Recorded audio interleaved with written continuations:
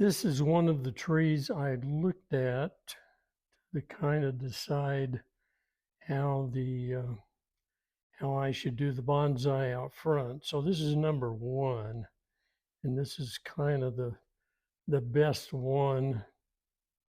But there's a number two here, and so I took some of the rooting sort of things from this one, and then this one is number three. And again, so on the internet, you can find all different shapes, sizes, colors of bonsais. And so if you take some of those and work from them, I think you'll have good luck creating a unique feature in front of your house. Make a bonsai tree. So this will just be a matter of figuring out where I want these to go and hammering them in.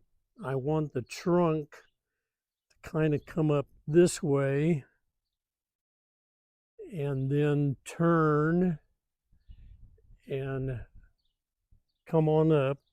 So this bonsai will be 6 or 7 feet tall, could even be a little taller, but that's the plan. I've never done this, so this is going to be interesting. I looked all over YouTube. I couldn't find anything that really worked for me, so that's why I'm making this video. So I'm going to hammer these in probably at about a 45-degree angle. So got my trusty sludge hammer here, and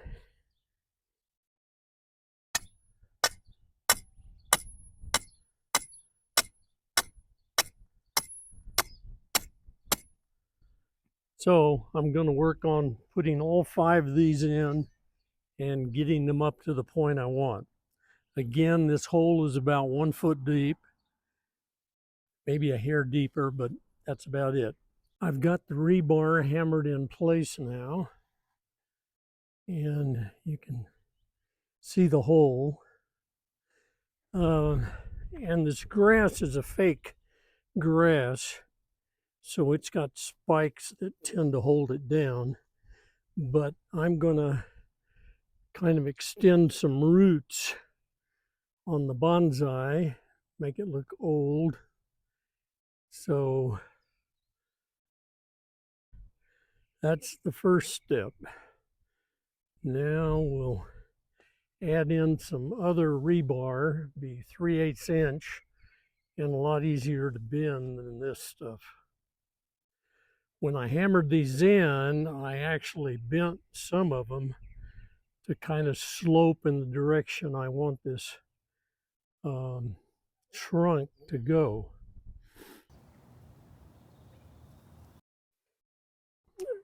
Now that I've got the 1/2 inch rebar pounded into the ground the way I want it, I'm going to use some baling wire, pair of pliers, and start installing the 3/8 inch rebar.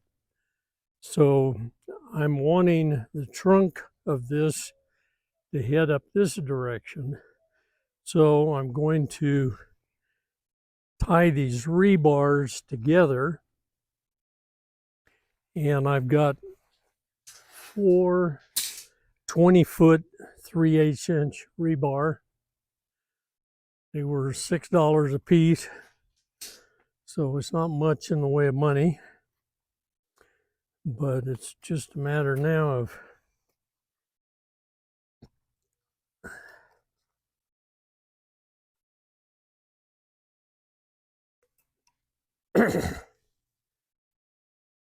wrapping these together and tying them with some wire so they stay put.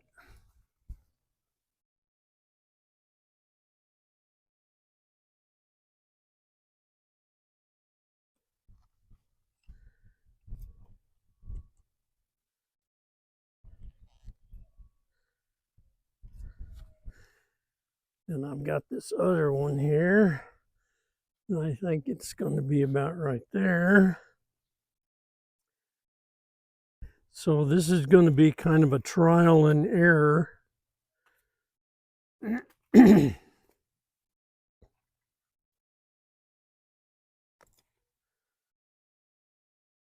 I may end up moving these depending on how it's looking, but we've got to start somewhere. So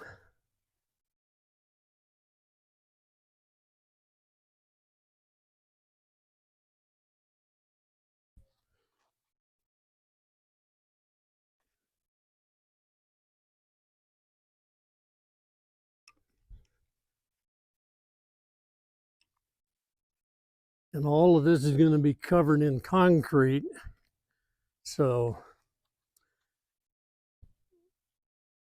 it'll be protected by the concrete once I get it done.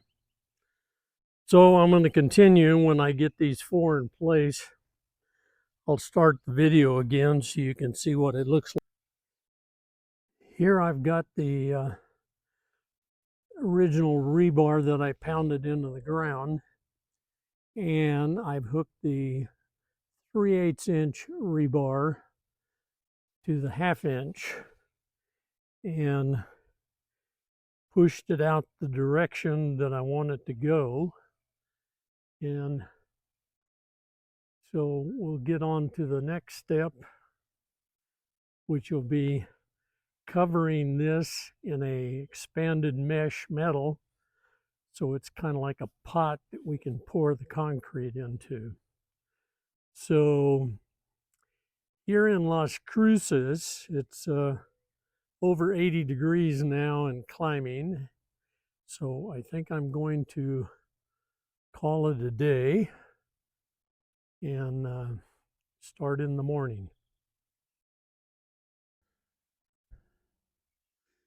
Well, it's early morning, and I'm getting stuff ready to mix the concrete.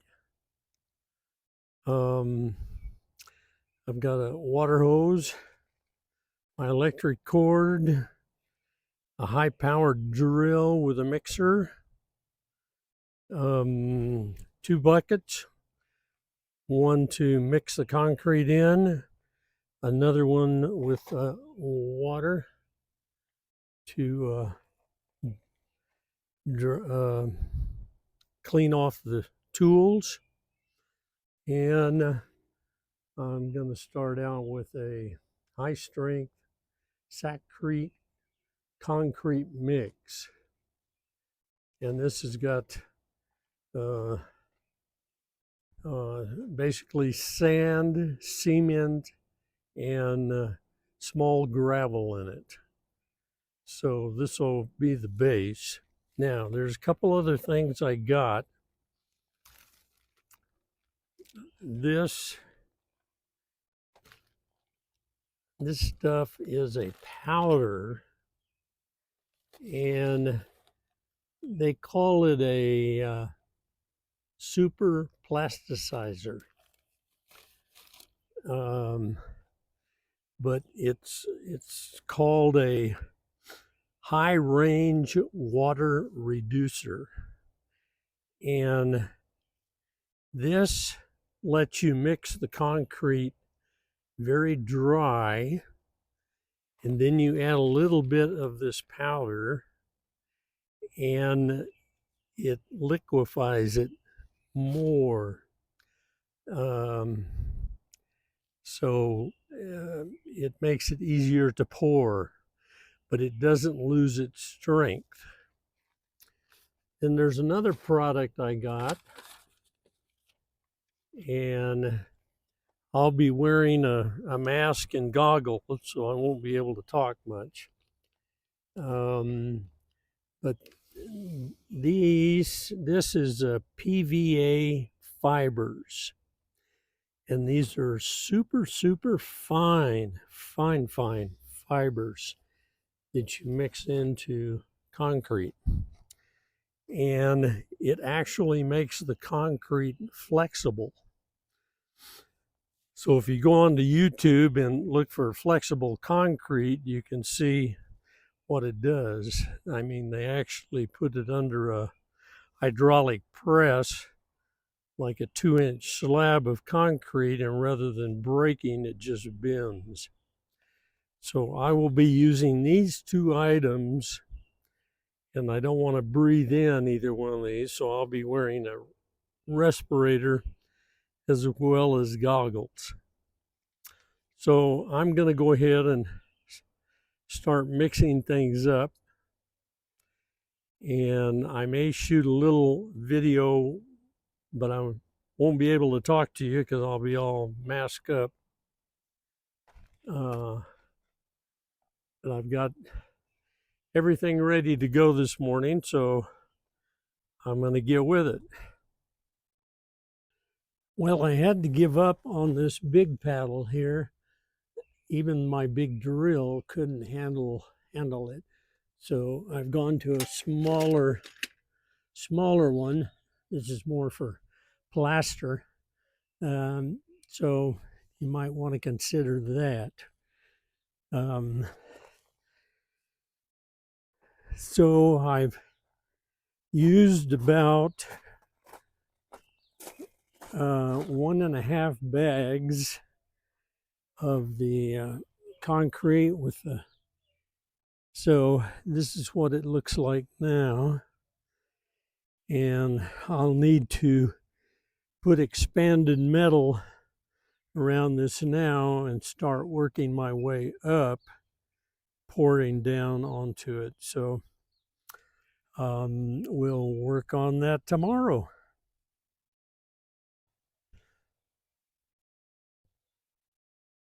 Well, this morning we're going to start wrapping the base of the tree in expanded metal. So I've got my cutters here and expanded metal. You can buy this at hardware stores. Again, not very expensive, $6 or so a sheet. So our concrete has had basically 24 hours of drying time. I wrapped it in plastic and kept it wet, so it looks like it's pretty tough. Doesn't like anything's going anywhere. So I'm going to start forming the trunk of the tree, and I'll get back with you after I get the first bit cut, first section cut. Well, I have the expanded metal cut, and I found out that it cuts easier with a pair of scissors than with my metal cutting shears. So anyway, I have just wrapped this around the rebar, and so I've kind of got the general shape of the trunk. I want it running off to the side, and then we'll start to curve it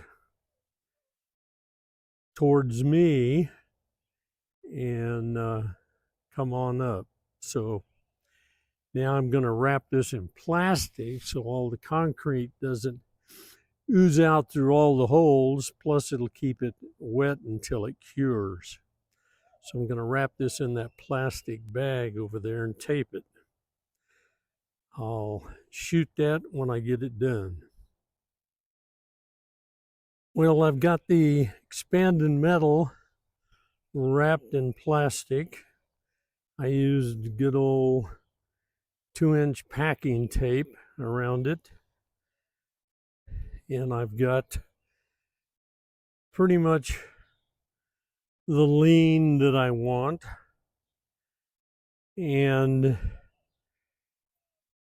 the next piece will really take some more shape. So now I've got to pour this full of concrete, and I'm going to use again the different chemicals that I need in it, the fibers, and I'm also going to use some liquid, which is basically Elmer's glue, but they use it so that things that the concrete will stick to the old concrete.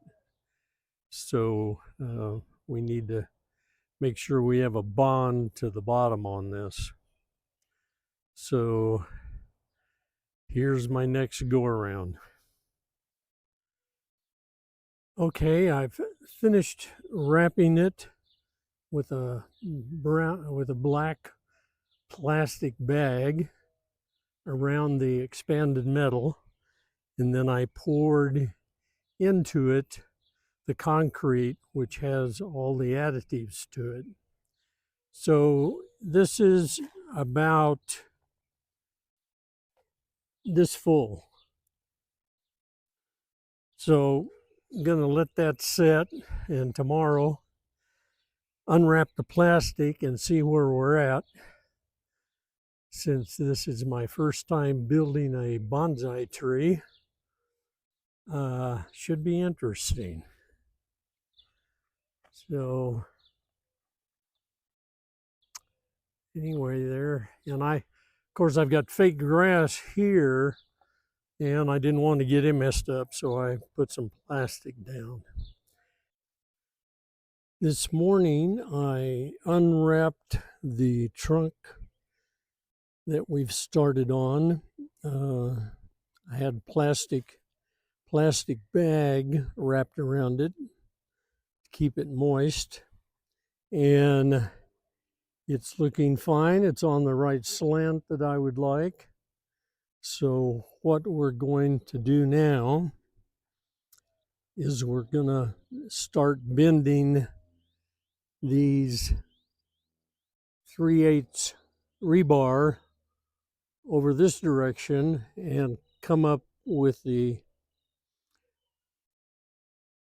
expanded metal so we can start to get the curve in it. Now, later on, we'll go ahead and mix up a sand and cement mixture, again with the fibers in it, and we'll smooth this on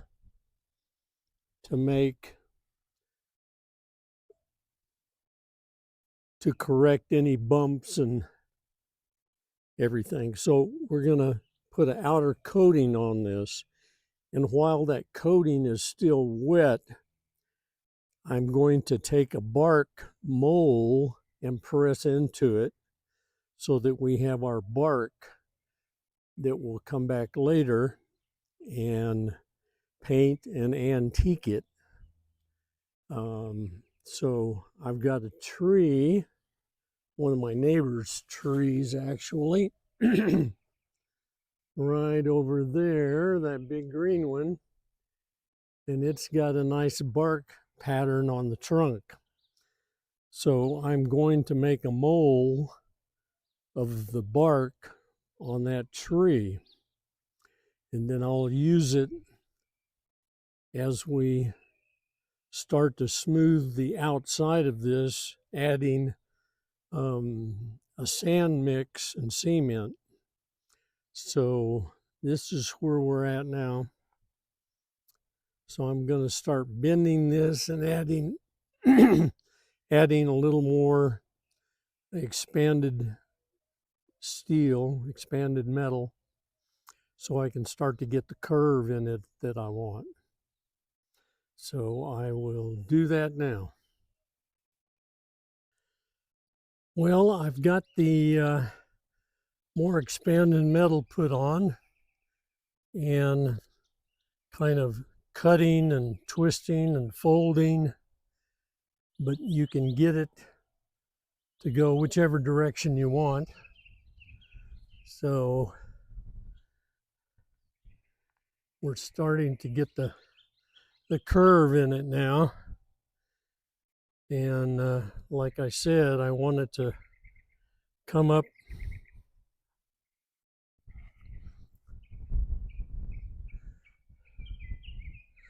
and head back towards me here. So I've got to make a pretty good curve to head back this direction.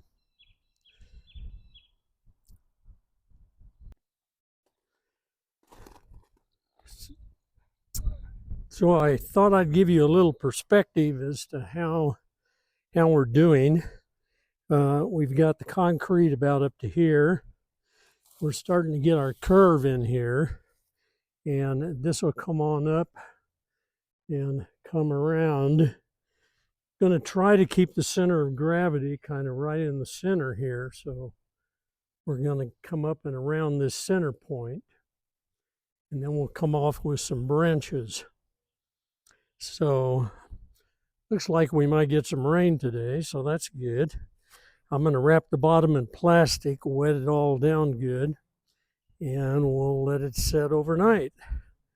So it's coming along. So I will check with you in the morning.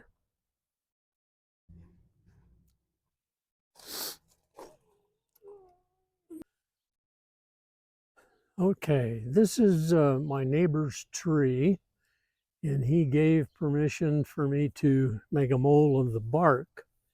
So you can see it's got a nice, it's not too heavy of a bark, but it's enough. So I think I'm going to use this. So I'm going to pick an area out, tape it, and then I've got some mole release that I bought, a mole lubricant. This I had for years from another project. So you could probably use some sort of like canola oil or something oily that you could brush onto the tree, and then don't leave it sopping wet. You need it pretty dry, and then you can make the mold. I'm going to use a black silicone, GE, 100% silicone. Happens to be black. You can use white, clear, whatever you would like. It's in a caulking gun, so I'm going to smear that all out.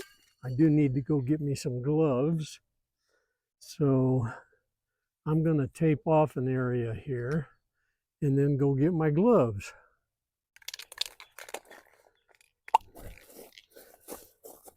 Okay, I'm going to spray this stuff on.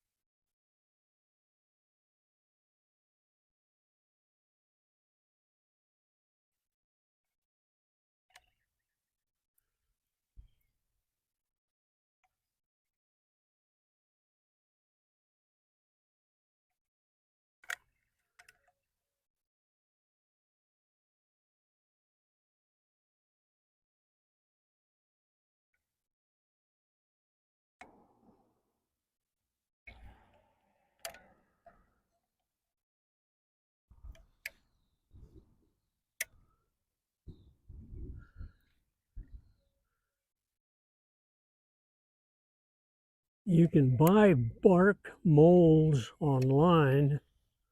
I found them on eBay and Amazon, but they're pretty small and they're not exactly what I wanted. So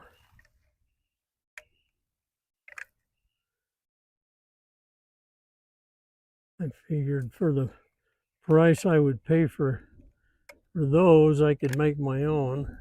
Of course, it never rains here, so naturally when I get ready to do this, looks like it's really going to rain.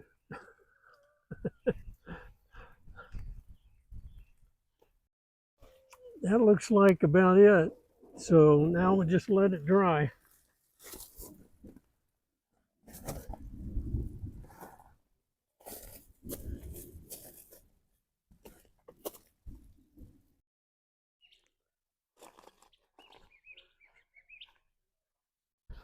Well, we're back this morning, and I just took the plastic off of this, which was poured yesterday. And we've started to get our curve in here now. So I'm going to work on the expanded metal and bring this on up further. And I don't know how far I'll go today, but I believe I'm going to put a branch coming off of this area here, heading over here, kind of on an upward, and have a branch so that I can get in here and trim these bushes without bothering this branch. So I'm gonna put another piece of rebar that'll come up this way, and then there'll be another branch that'll be here, which will be decorated with fake flowers or leaves, or I haven't quite decided yet on that. Like I said, this is a work in progress. We'll see how it works. So I'm going to bring this on up, and you can, I cut the expanded metal here and squished it together or overlapped it. So I got this curve rather than it coming straight up, it's got kind of a curve to it. So you can use smaller pieces to get your curve, or you can cut it and kind of overlap it like I did here. But anyway, so we're getting there. So I'll put that other expanded metal on, and I think the other rebar, and then I'll need to mix up some concrete. As you can see, I added some more expanded metal, and we've got a curve now going on, and I'll bring this on up and around and up this way. So at some point I'm gonna put a branch coming out this way. I don't know whether I'll do it in this pour or the next one, but so this is all an experiment anyway. So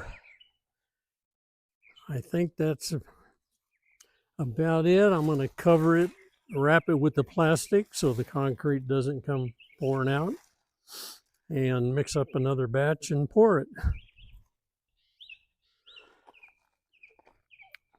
Okay, I've added more expanded metal. I've cut it here and kind of overlapped it so we're getting this nice curve, and I've filled it with concrete up to about here. So tomorrow I'll probably splice in right here and take a branch heading out this way, which then will be, so there's a gentleman, another neighbor I have, that he's got a tree that's dying on the upper branches. And so I asked his crew, landscaping crew, to cut off some of those branches for me. So these will end up being part of the tree at some point. So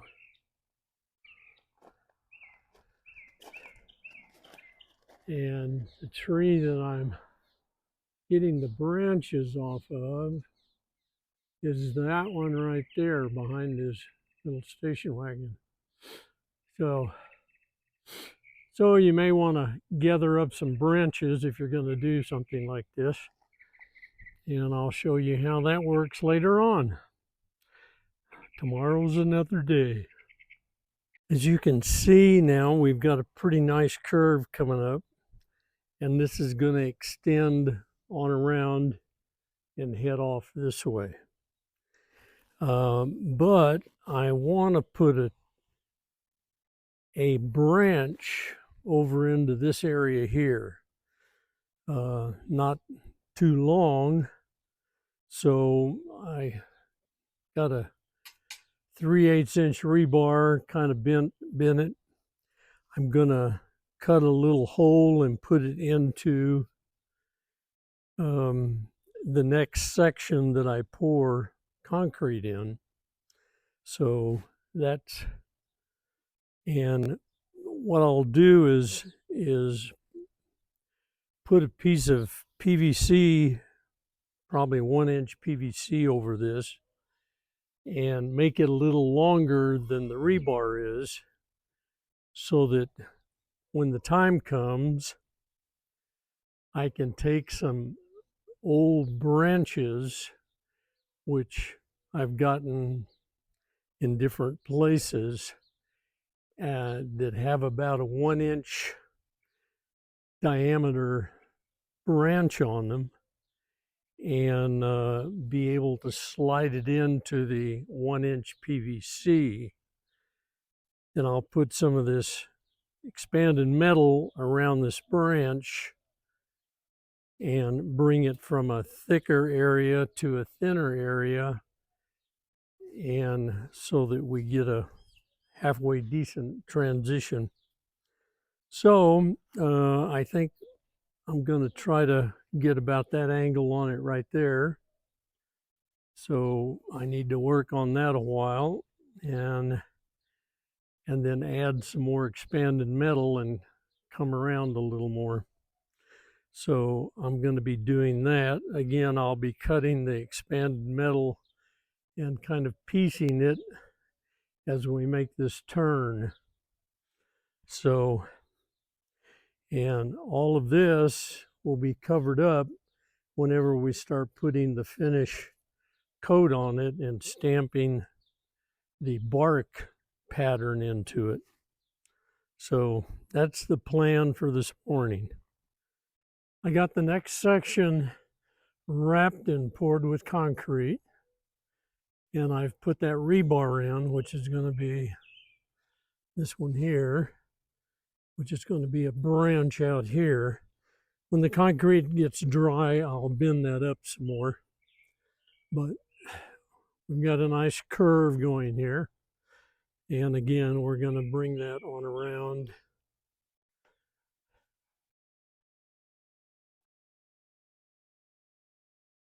And eventually it'll be facing that direction. The branches I'm going to use at the end of the 1-inch PVC are these here. And I'll pick out a branch that looks right, that I think looks right, and cut it off so that basically the diameter is 1 inch, so it'll slip into the PVC. And then I'll use the expanded metal to make the branch thicker where it comes out of the major trunk and thins out to basically a little bigger than the 1-inch PVC. So that's going to be a fun thing to do. I'm not sure how to do it yet, but we'll find out. So until tomorrow. Part of my neighbor's tree. I'm going to try to remove it today. It's been sitting here probably 4 days, so I think it's probably dry, but we shall see. So I'm gonna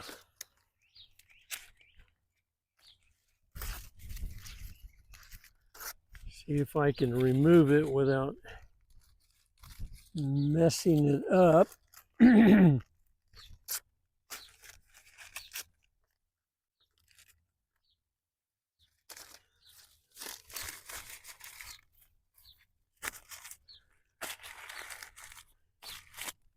And this process may take a little finesse, so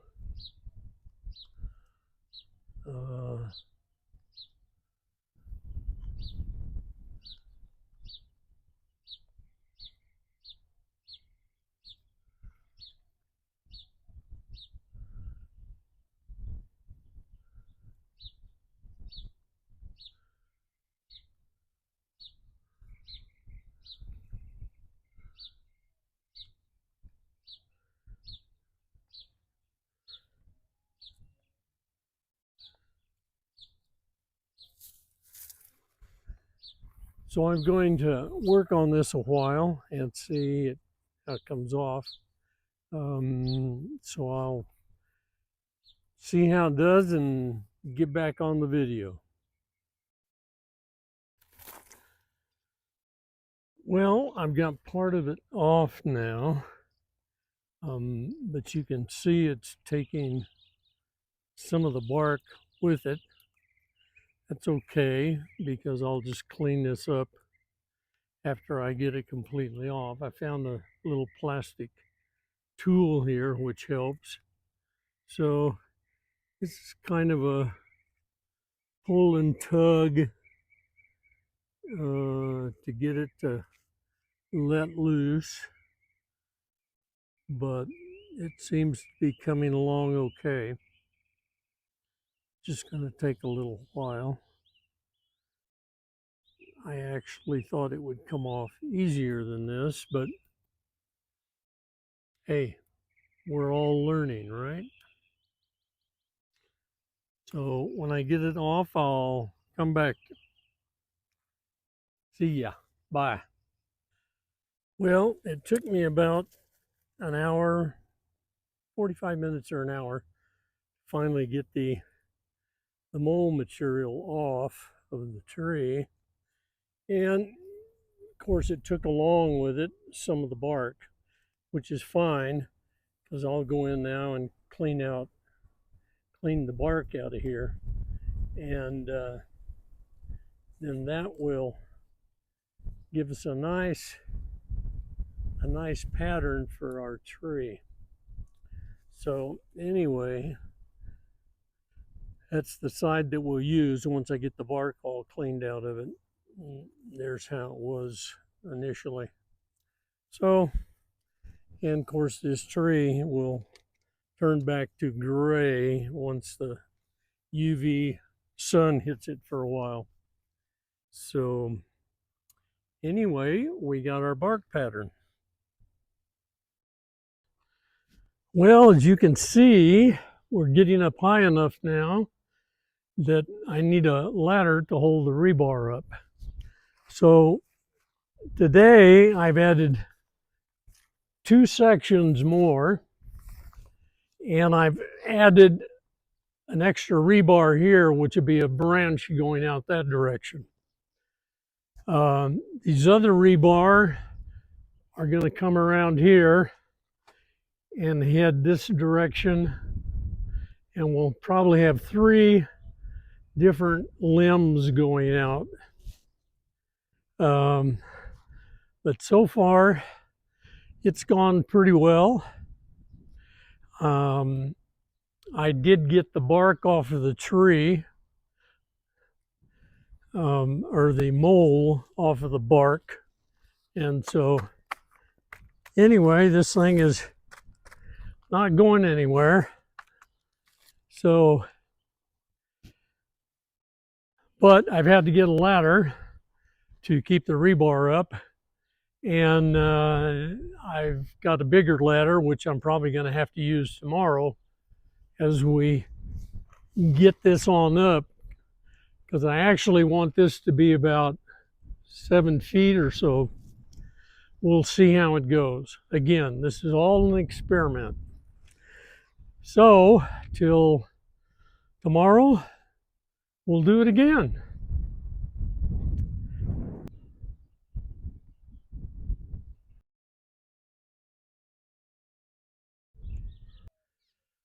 Well, this morning I added 3 little short sections to it, wrapped it all in plastic, and so now I need to wait until the concrete dries before I can go any further. I had to get a taller ladder because of the slope on this tree trunk heading up. So this is what's going on today. So it'll be tomorrow before I add more. And I'm gonna probably take a branch heading off to the left here shortly, maybe tomorrow. So anyway, that's what it looks like now. I put some electrical conduit on the where the other branches are going to go, so I wouldn't run into them. Easier to see. So this is where we're at now. Tomorrow.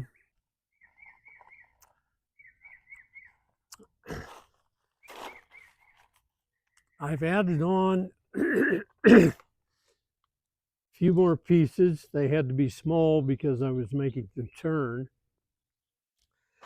But this last one that I've put on here, we're at the point now where I believe one of these rebars I'm going to take and bend, and it'll come out this direction. And I'll continue on up, probably another foot, maybe a little more, and then I'll have a rod that'll come out this way. And then I'm not sure at this point, but eventually we're going to come out here, and then there'll be a branch that'll head off kind of straight. So this is how far I've got so far. This stuff is really strong, this concrete. It's basically impossible. Boy, when it dries, it is solid as a rock. And because it's supposed to be flexible, it should take a lot of wind, because we've had some 70-mile-an-hour winds hit this area. So anyway, that's where I'm at now. And tomorrow I'll decide on whether to bring that one branch out or head up another foot before I make the branch. But I think I'll make it probably tomorrow and head that direction. So that's it for now. Everything's coming along okay. If you're doing this, hopefully you're having fun. This is an experiment, remember? Well, I've I've today I ended up cutting off the end of the rebar. There's probably 4-foot sections, and I also got a rebar that's running from the last pour, and that rebar is right here. So we're gonna go on up this direction. The 3 that are left, I'll probably have one going up that way, one here, one over here. And I've started to unwrap to see what it looks like. And I've gotten to a point now where I'm going to switch to a sand mix.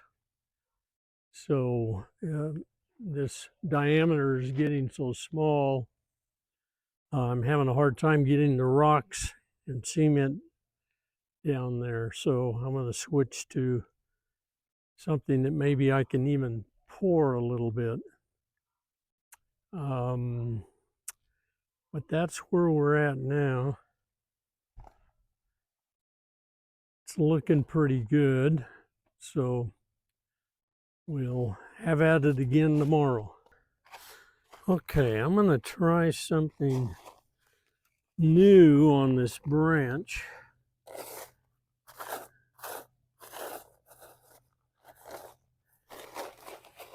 And see if it works.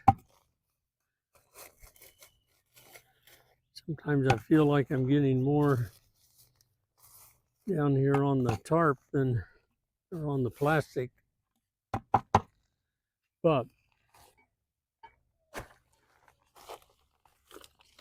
so I'm going to use this.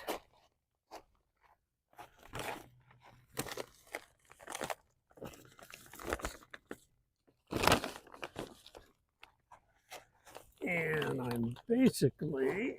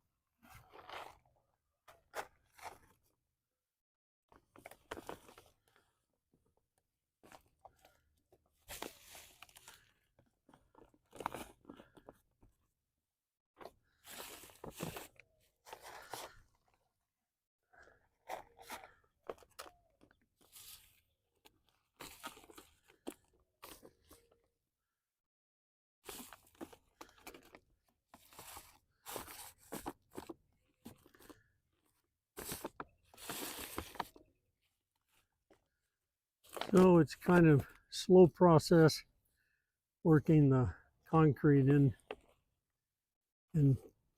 the expanded metal. But I don't know of an easier way to do it. So this is all experiments anyway.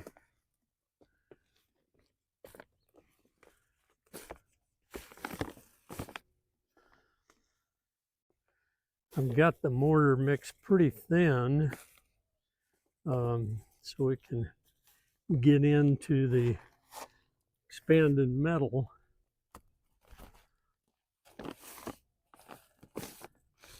With the fibers in it, it sometimes doesn't want to go in very well, but persistence pays off.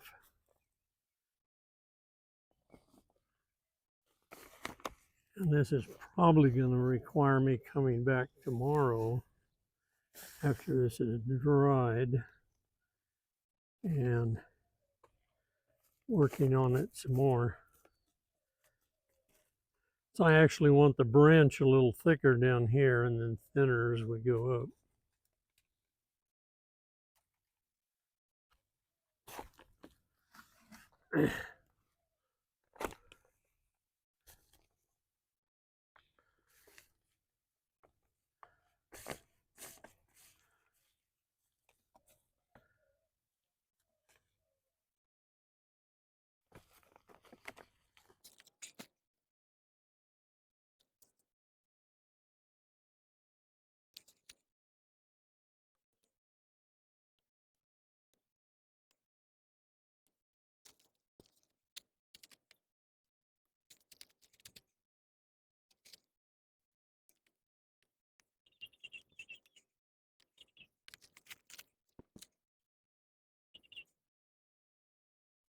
And it definitely looks like these little branches are going to be the hardest part of this project.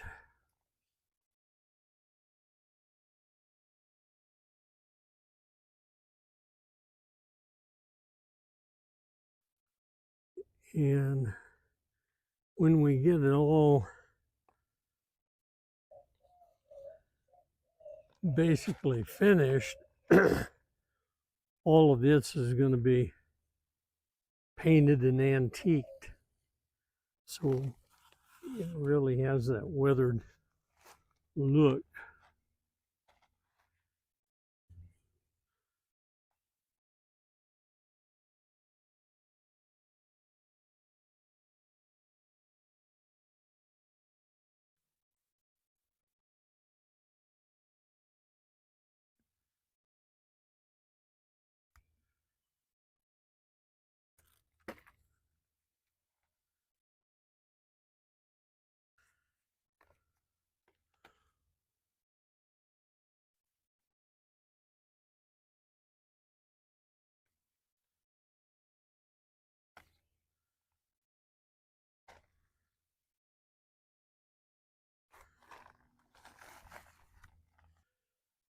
Well, it's getting too hot out here to work anymore.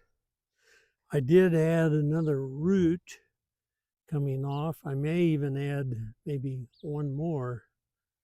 Like the picture number 2 where it's got some roots kind of, because the tree evidently was blown over and so the roots were exposed. But you can see the expanded metal. We're just working our way around, covered things up, trying to get the trunk as smooth as possible. Take out some of the big lumps and bumps. And then I've covered this with plastic, keep moisture in as long as possible. I'll have to come out here and try to spray this several times today. But we're coming along. I'm going to use the same process of wrapping the expanded metal around a 1-inch PVC pipe, and I'll slip it over that and bring it on up to here, and that'll be another branch. At the end of this branch, there'll be leaves and stuff like it's been trained, and this is the leafy area. Likewise, this one, this will be the leafy area up in this area. So we're coming along. That's going to be just like a limb that was growing early on and broke off. So I'll need to work on that a little more. But it's coming along, and slowly but surely.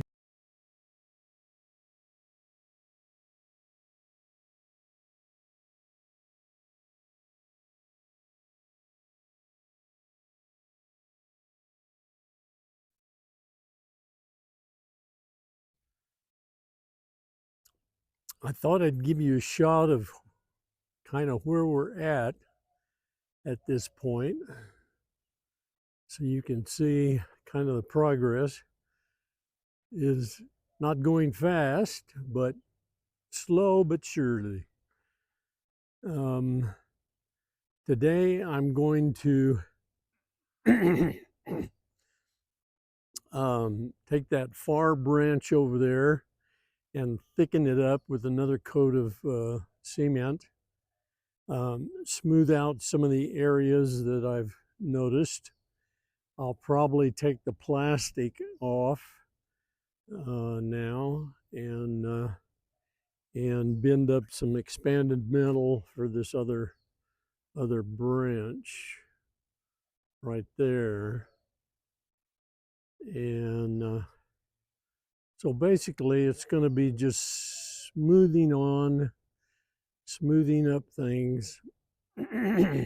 And this evening, when the sun's in a better position, I'll give you another angle of it. But it's coming along all right, slower than I thought, but hey, it's all an experiment. So I'm gonna mix up a batch of cement with all the stuff in it and smooth it up when I get down towards the bottom of the bucket where the cement's a little thicker and not so. I'm going to add one more root, which will overlap, I think, one of the other roots. So anyway, this afternoon I'll give a shot of this with the sun more in the west and give you another angle of it. But it's coming along okay. I've had people walking their dogs wondering, what the heck are you doing? Well, it's now starting to take shape, and when I tell them it's a bonsai tree, they understand. When I first started, it was, who knows? And I'm going to sign this thing, so if you're going to do one, sign it as well. It'll be a work of art, a sculpture project.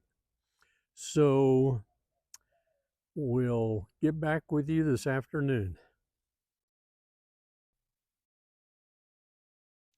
If you remember, we made a mold of the bark of a tree, my next door neighbor's tree, and this is how it came out. So then I had to look around and see if I could find something. I was hoping that I could smooth the cement onto the trunk and then physically mash this into the wet cement. But when I did that and tried to pull it off, it just left little peaks, not the bark pattern at all. So I tried several different things and finally ended up with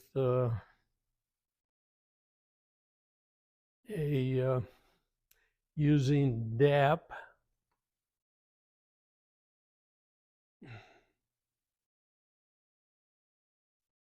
just a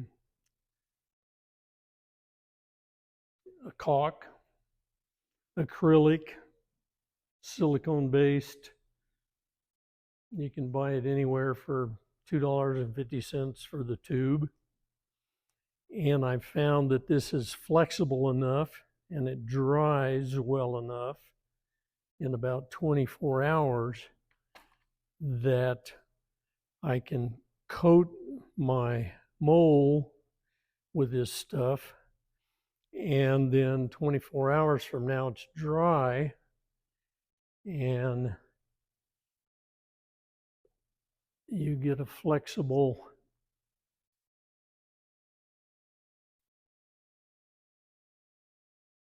bark. So this will be actually glued onto the concrete. So right now I took this outside and I sprayed it with a mold release. You could probably use WD-40, who knows, maybe even a PAM spray that's used for cooking. I had this left over from another project. I've got several cans of it. It's a Zip Molder's Edge. It's a mold lubricant, so it, it doesn't, so things don't stick to the mold. So anyway, and I've found out that you use about half of this to cover this whole thing. So you can get 2 of these per one of these caulk. So I'm going to go ahead and put this on and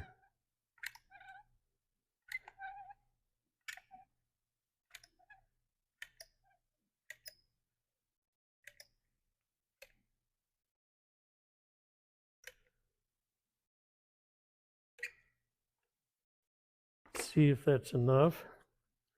Need to have some, I've got a plastic glove on, you know, a surgeon's plastic glove. You can buy them anywhere, Walmart, Walgreens. I got a box of them. So anyway, so this is just basically just mashing it into the mold.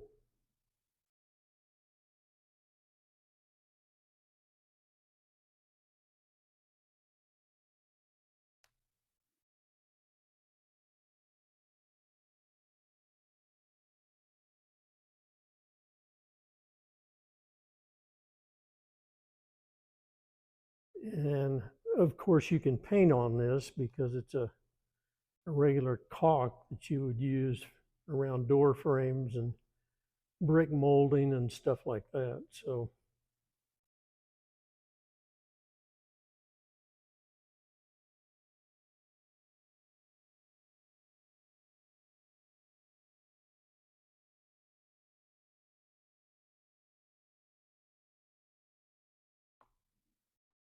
I was hoping I could find that the mashing it into the wet concrete would work, but no luck. Again, this is all an experiment, so we're having lots of fun, right?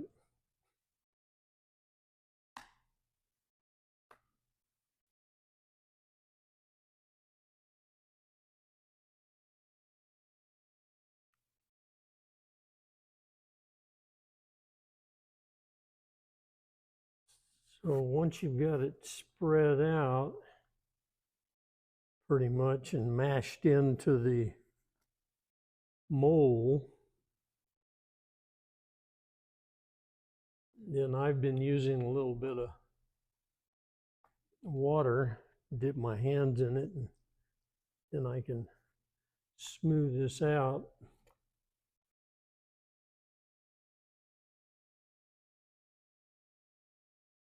So later on it'll be fairly smooth and it should go onto the concrete pretty easy. We'll have to play with the edges to get them to kind of match up. But anyway, so I think that's going to do it. So we just wait 24 hours and then do it again.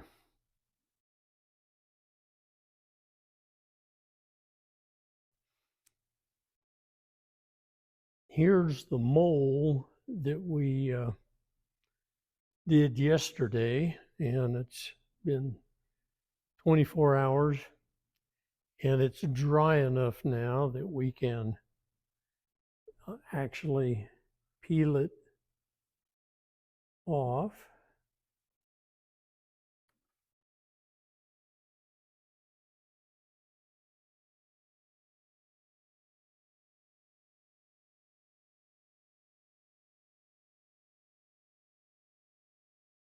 And I ran several experiments on what type of material to use. Here's epoxy. It turned out to be too brittle. But as you can see now, we've got a nice bark pattern on here. So what'll happen is I'll end up running some of this caulking on the back and then physically glue it to the cement trunk. Now the branches coming off of the trunk are basically going to be kind of smooth. So they won't have this bark pattern on them. So this is just for the major trunk of the tree. So then when all of this is put onto the cement trunk, then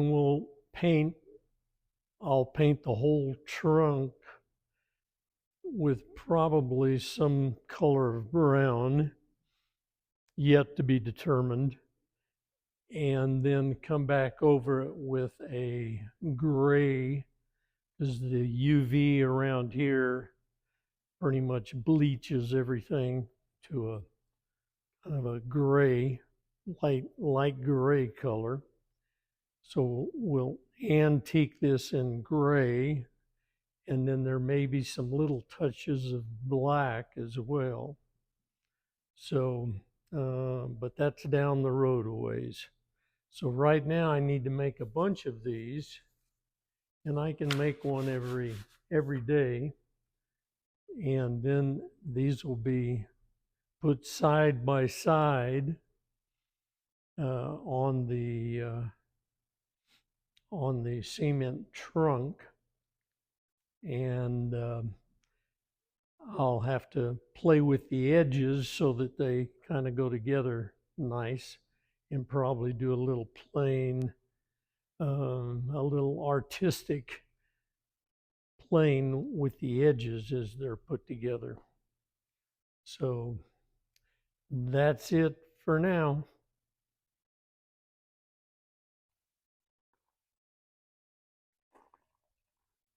Well, I'm back at it today. It's been really hot here. Yesterday was 116, I believe. Today it's only supposed to get to 104, but it's cloudy right now, so that helps. Anyway, I've mixed up regular sand mix with the acrylic in it, the fibers, the powder, which makes it so you don't have to use as much water. And I'm going to work on this area right here. This is going to be kind of a branching section. And I run an extra rebar in here, so I need to kind of really make this strong in here. And then we'll do expanded metal on these and this one, and then put the concrete on. I found through trial and error, naturally, that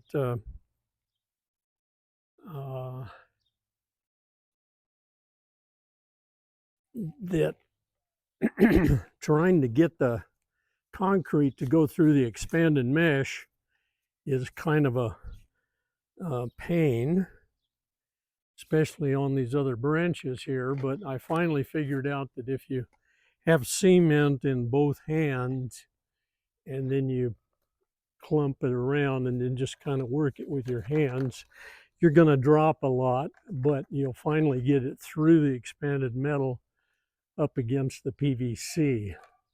These particular branches are going to be not as big as these branches. I'm going to put the expanded metal real tight all around these. So, but right now I wanted to kind of finish up this area right here and put a good coating on here where this other rebar is going in. So, and I found with these surgical gloves that you can smooth the concrete on pretty easy. I got these gloves some time ago. They kind of disintegrate when I use them, but uh,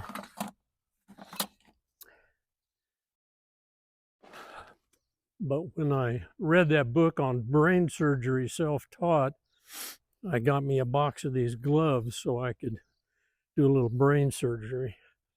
So anyway, we're gonna, and this stuff is fairly liquid. Well, it's about like sour cream. That's the closest thing I can think. So I'm gonna wet this down good.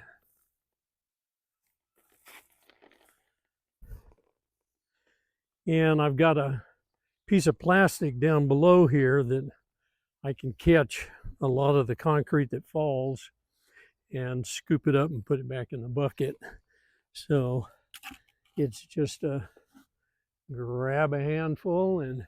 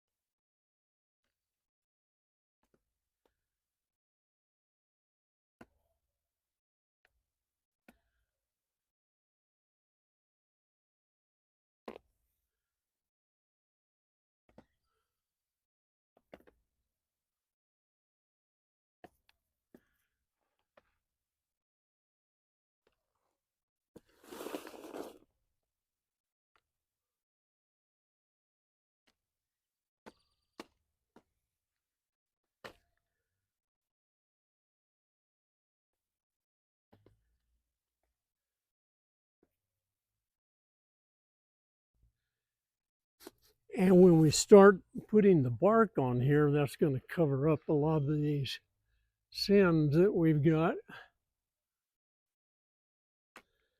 But that'll be one of the last things we do. So right now I'm making the bark.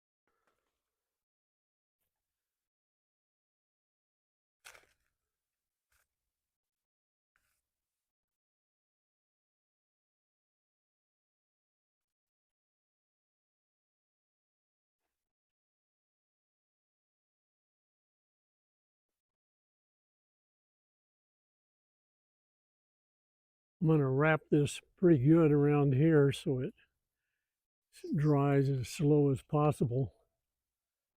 Um,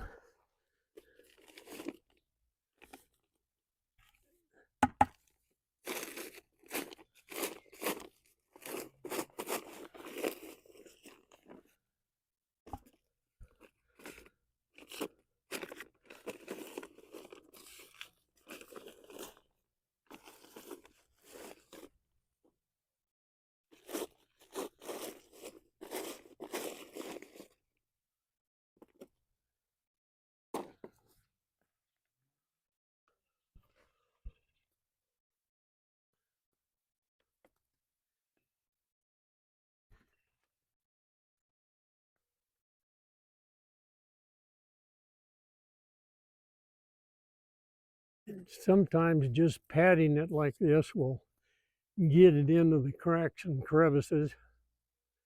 So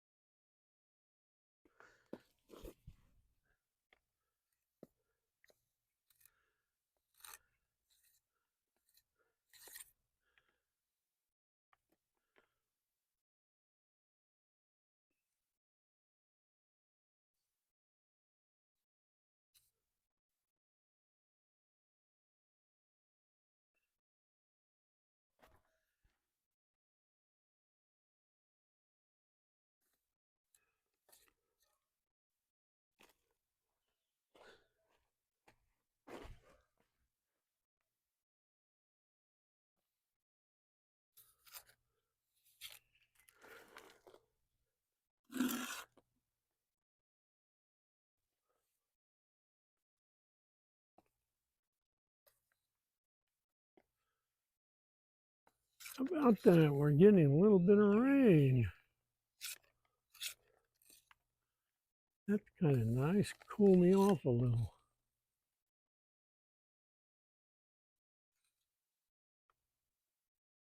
Well, I wouldn't exactly call it rain. since the drops are about 3 inches apart. Sometimes it rains here and it's so hot and dry that the rain never even reaches the ground. But it is today. So I guess I'll shut the camera off and continue to work on this. I'll come back when I've got one of these wrapped.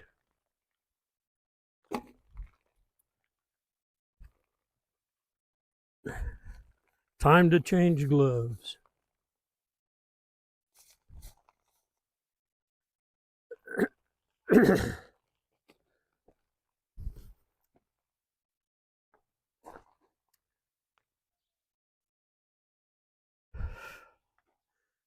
I just about got the branch covered in the expanded metal. You remember that we used a 2-inch PVC and just wrapped the expanded metal around it to make a tube. And then that tube just slipped onto here. And now I'm winding it using this wire is used for securing rebar in a foundation or footings.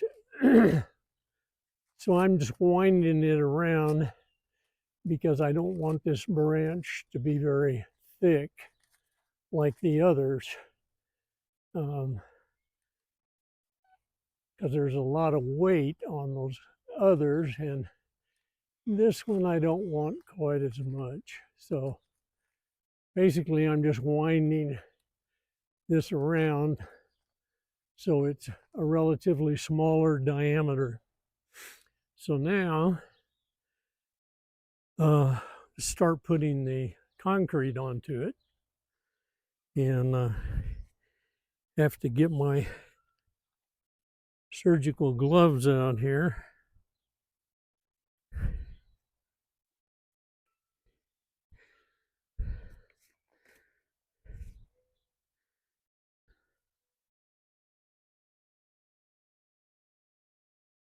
Gonna have to go open up a new box.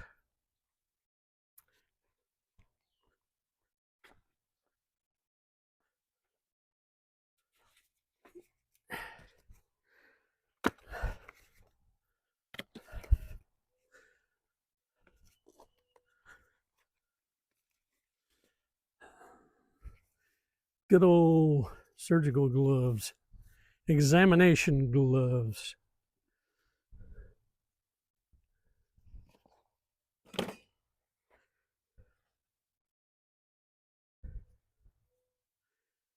So again, I've got my concrete mixed up, felt like sour cream. And I can show you now what I mean about some in both hands and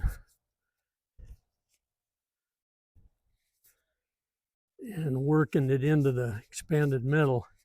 It won't be nearly as hard on this one because the expanded metal is much tighter and right up against the PVC. So, but I've got my little tarp down below here, and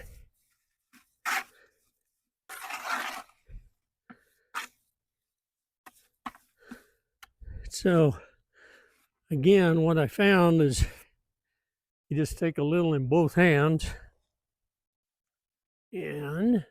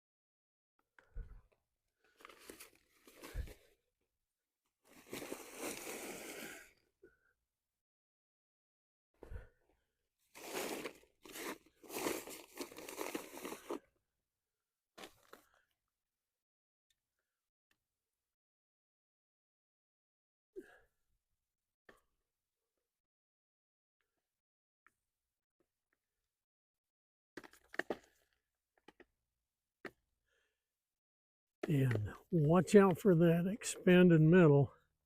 It's got little sharp edges on it everywhere.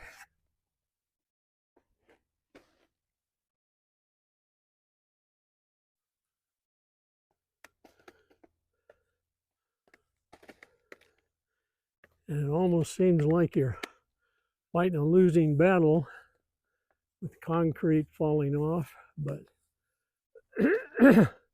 eventually it'll stick.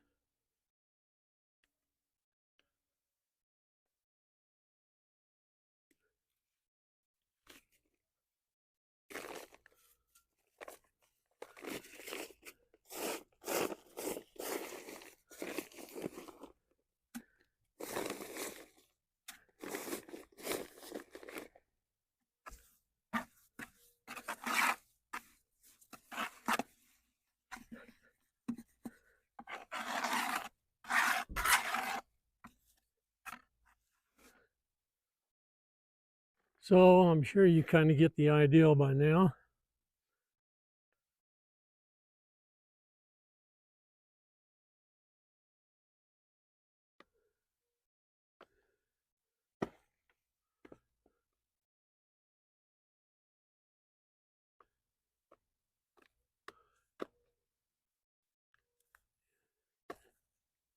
And a lot of times just kind of mashing it with both hands, you can get it to stick.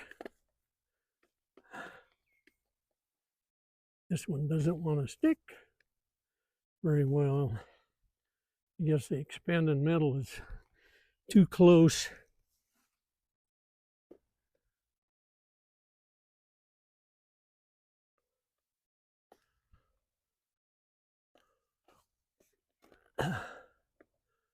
But we'll keep working at it. So basically though, you can see what's going on. As the concrete gets a little drier, I can probably play with it a little more. But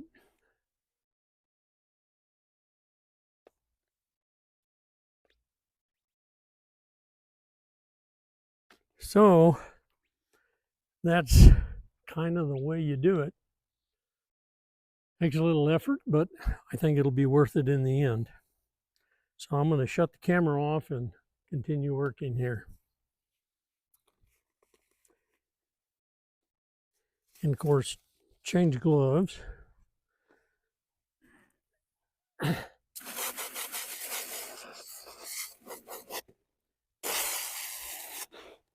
Don't want to get any contamination in the brain here.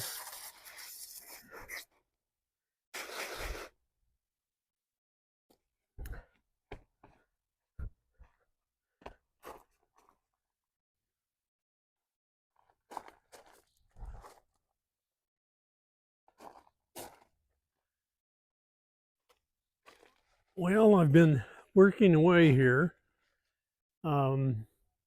And basically I'm finished with the concrete. The last few branches, this one and this one and this one, I put the expanded metal very tight around the 1-inch PVC. And in doing so, it was almost impossible to get the fibrous concrete into it. I didn't have that much trouble on the bigger limbs. But these smaller ones, I did have some problem. So what I found out is that if I mix the concrete with all the additives, leaving out the fibers, that you can smooth the cement into the expanded metal up against the PVC much easier. And then you can either cover it with plastic and let it set for a day or two, and then come back and put another coat with the fibers on it. So these two have the fibers on them. This one is thin enough that, especially out at the end, I didn't use any fibers at all. So this is just concrete with the additives in it minus the fibers. Fibers are, I did use some in this area here, but as it got thinner up that way, there's no fibers in the concrete. So I just finished this morning. So I'm going to wrap these up now and keep them moist for the next couple of days. And in the meantime, then I'm going to continue making the bark from the mole.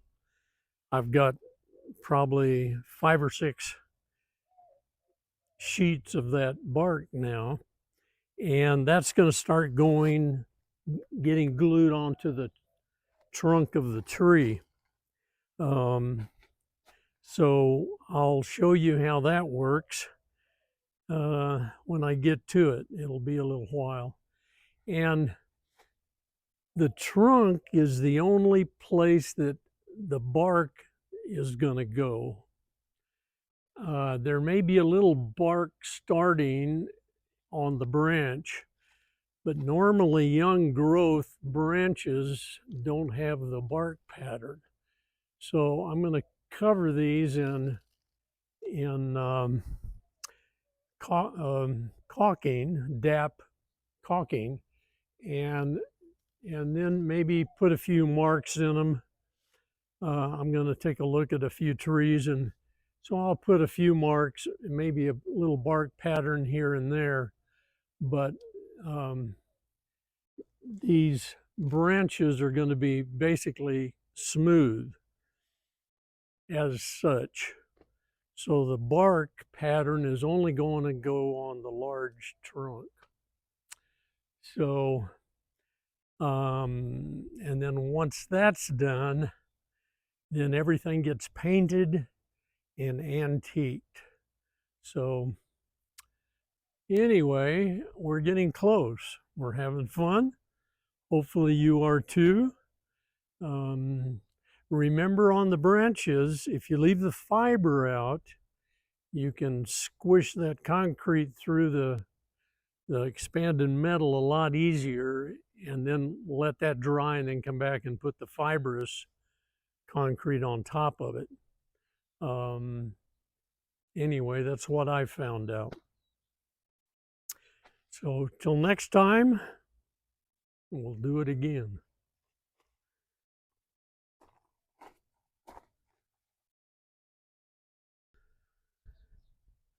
Well, we're back at it today, and I've basically finished all of the branches and everything in the concrete. So now we're going to start putting the bark that I made, and that I showed you in an earlier video about that, but here's what it looks like. And I'm just making it as fast as I can. So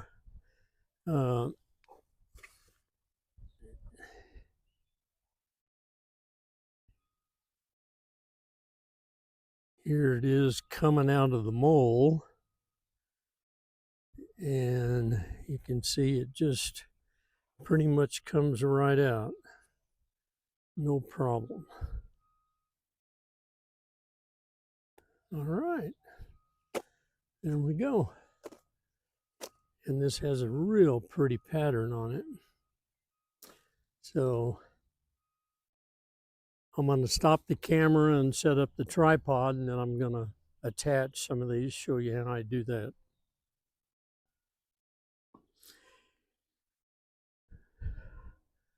So I've got one of the sheets that I made, and it's nice to have these ragged ends and stuff, because that way you can flip it around and try to get it so it kind of does what you want it to. So it's kind of a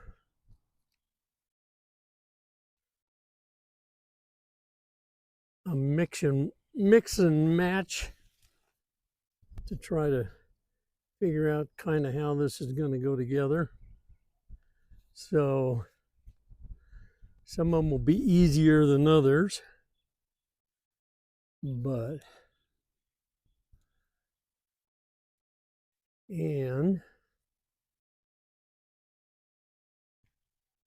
so I think maybe that's where that one needs to go.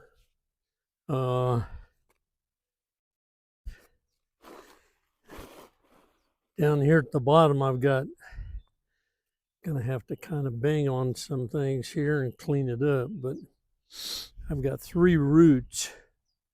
This is going to be a dead branch, but so I need to kind of put this in here like that.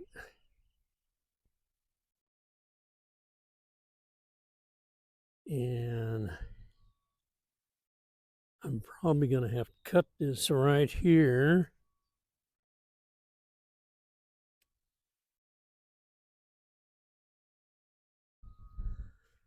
So right along in there, need to cut it or tear it.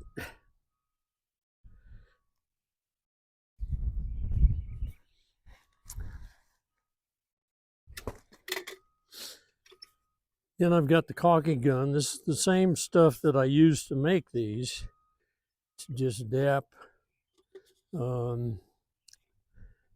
latex caulk.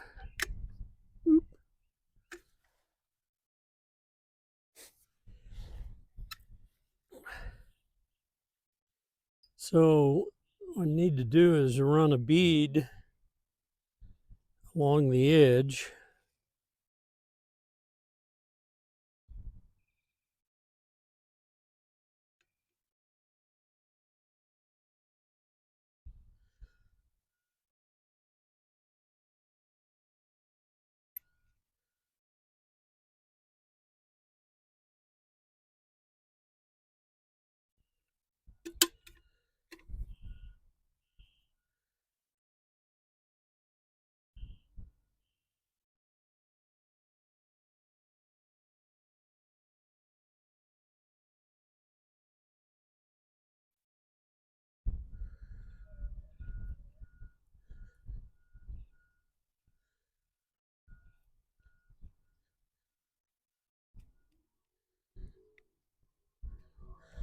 So it's fairly easy. Just kind of glue it on there.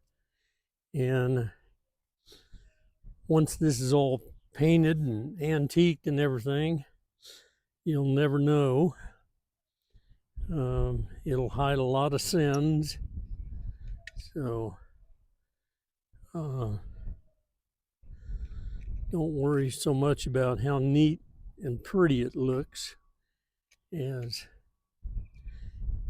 we get closer to finishing and putting on our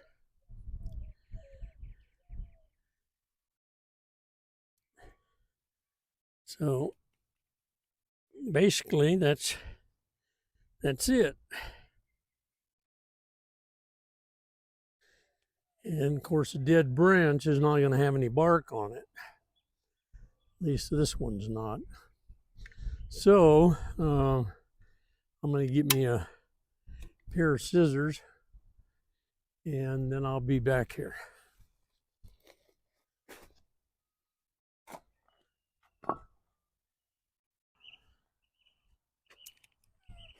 Okay,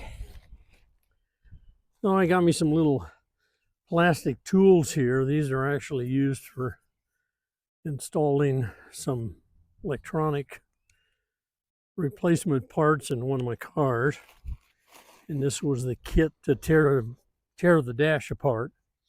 So anyway, we're going to end up with some little pieces, but we'll use everything. So again, you just kind of figure out kind of where it's going to go.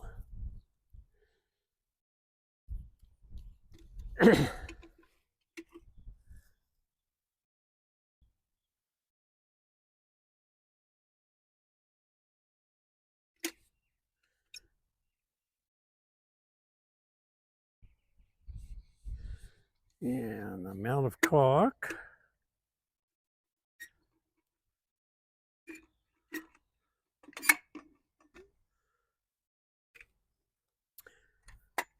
Got a new one ready to go here, so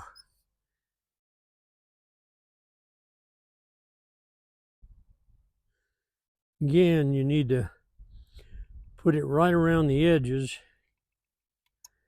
and then some in the center. Need to put it around the edges because as it squeezes out, you may use that to kind of fake the seam.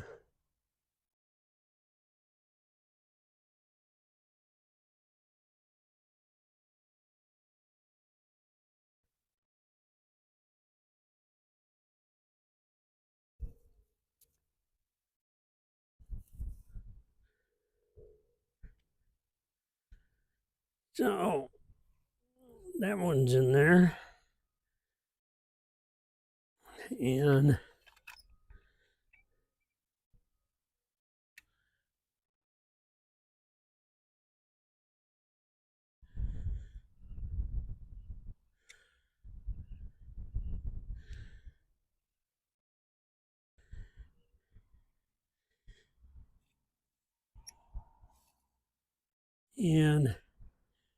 once you start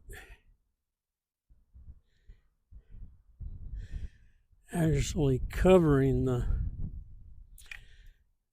these branches, you can always add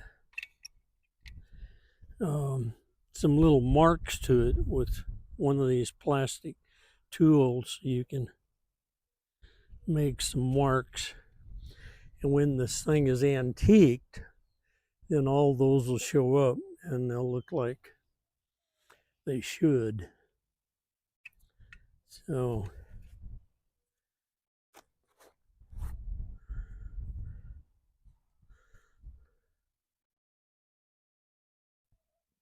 I think this one can go right up here.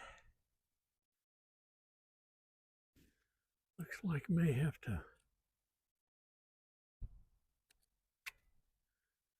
clip that to get it to fit.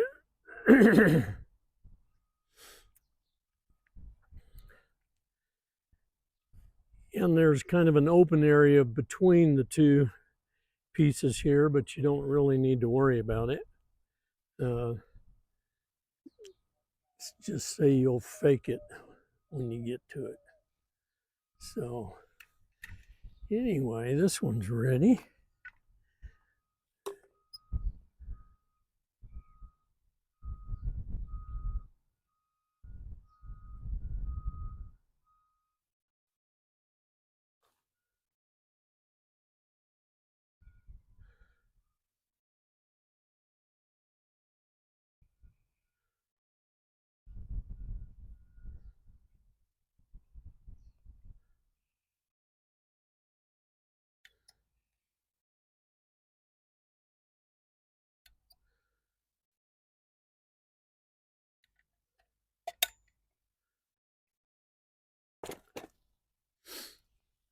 All right.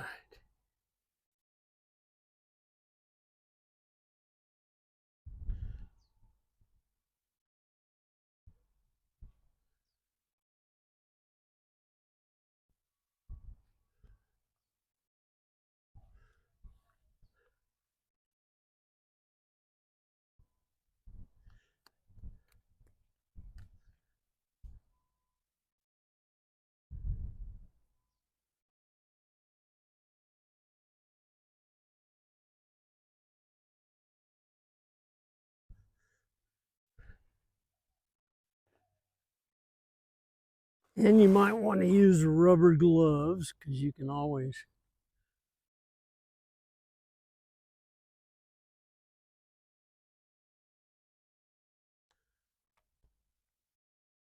and easier to clean your hands up then.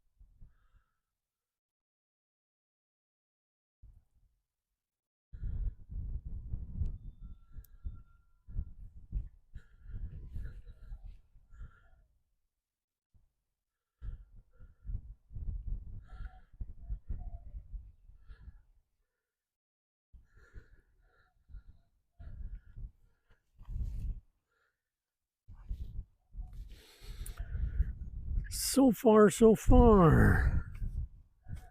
Oh,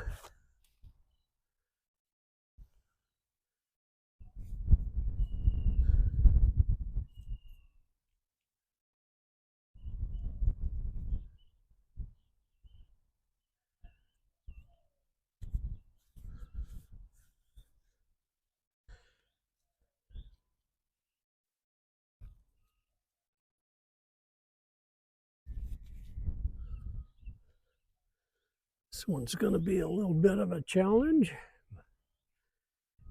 Looks like.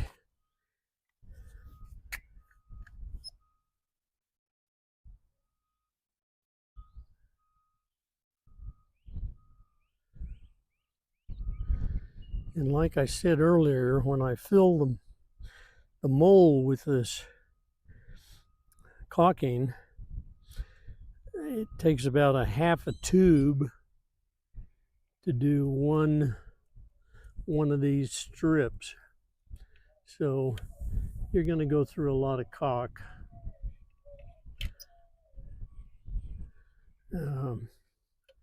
Might as well buy a case. That's what I did anyway, and I'm probably going to need to go get another case. A case would be 12. So we're just gonna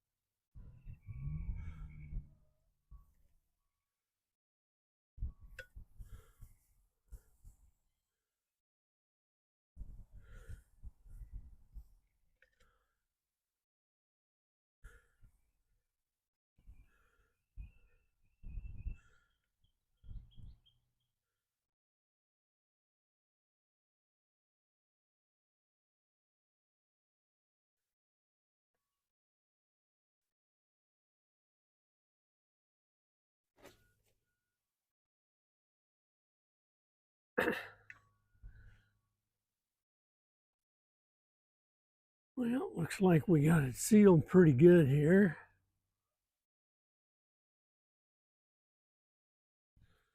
If you're worried about it falling off, you can always use some tape and kind of go around the whole thing. Put the tape around here to hold it in place. But if you have enough of this stuff on there, you shouldn't have any problem. Again, once this whole thing is antiqued,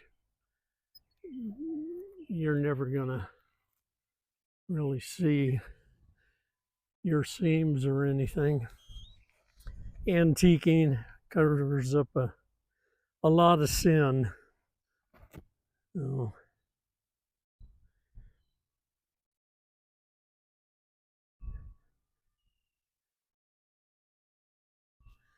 So that looks pretty good.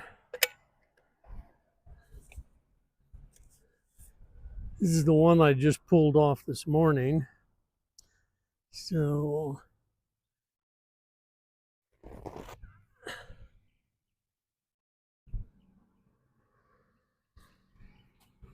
and I almost think tearing it's going to be the best way to go. Just because you get kind of a ragged edge.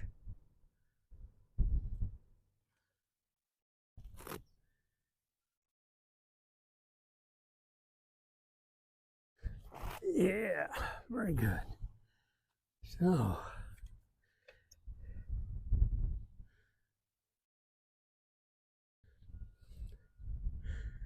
maybe y'all should do this in the winter or fall or spring. It's pretty hot here. I think we hit 106 yesterday. Right now out here it's already into the 90s, 93 I think. So pretty warm.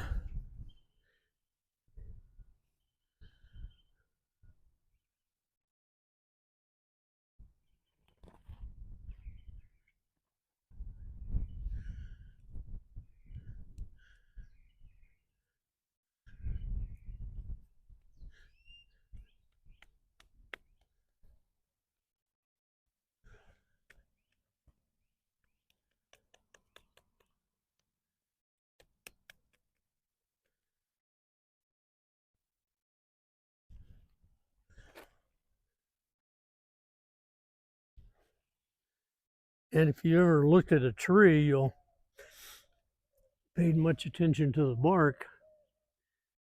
There's pieces of bark that peel and fall off. So likewise, when you antique this, you can always get that same effect almost.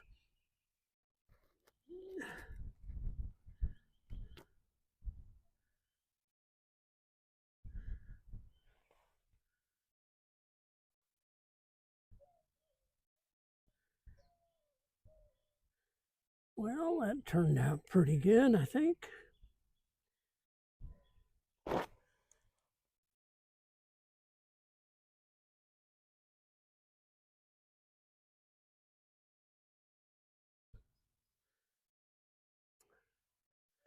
All right, coming along.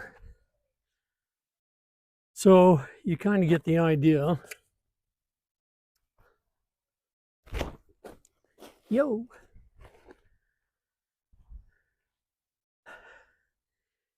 So I haven't decided yet how much of the trunk I'm going to do. I don't know whether I'll do this branch over here or not.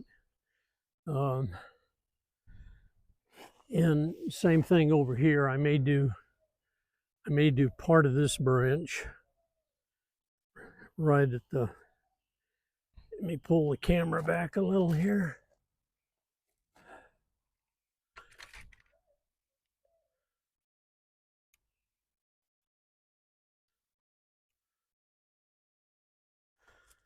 So This branch, I may put some bark maybe up to about here.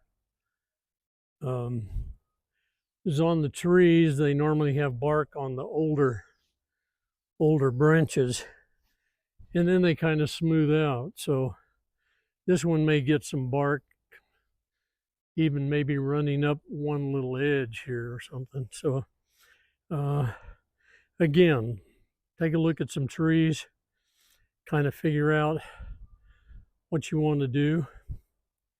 You can't do anything wrong. So it's this is a project to have some fun with. So anyway, sucker is solid, not going anywhere. So anyway, I'm going to continue making bark. I can get at least one a day, sometimes two a day out of the mold. So it's going to take me a while to make enough to cover everything, but it really doesn't matter because I've ordered the leaves for this, and they're going to take 20 to 30 days before they get here. What I've done is I've ordered two separate sets of leaf colors. I'm going to put all green leaves at the end of each one of these branches, and I'll show you how that's going to happen once I get the leaves. But so in the summertime there'll be green leaves, and I might attach maybe some flowers in the middle of the leaves. Don't know yet. Then November, October, November, in that area, I'll make these so that I can just pull them out of the pipe that they're stuck into. And I'll pull them out in one whole piece so I don't have to reform them every year. So I'll pull them out and I'll have the new ones already formed. Sorry, my phone cut out, overheated, and said I'm not videotaping anymore. Anyway, so this is evening. It's a little cooler. You can see the bark now as I'm installing it on the tree. So you can see it really looks good. So whenever it's antiqued, it's gonna really look good. So this branch here, since it's basically the biggest branch, I'll probably run the bark all the way up to the end of it.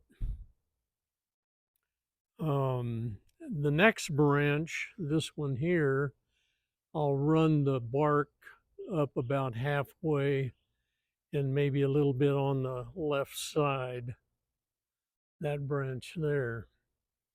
Then, of course, the rest of this will be all bark. Now, this branch will be probably smooth. There might be a little bark here. And these branches will be basically smooth with no bark. So I'm pretty much finished with the concrete at this point. So it's a matter of me making enough bark to finish up the tree. Meanwhile, I've ordered the leaves, and when those come in, then I should have everything barked and hopefully painted and antique so the leaves can be installed immediately. But there's what it looks like so far. So tomorrow's another day, but I'll be busy trying to make as much bark as possible. And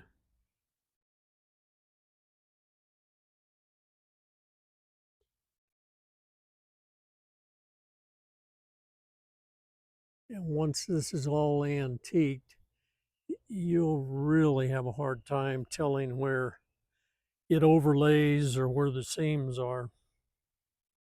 So anyway, coming along okay. Tomorrow's another day. I just put the first coat on to see what it would look like.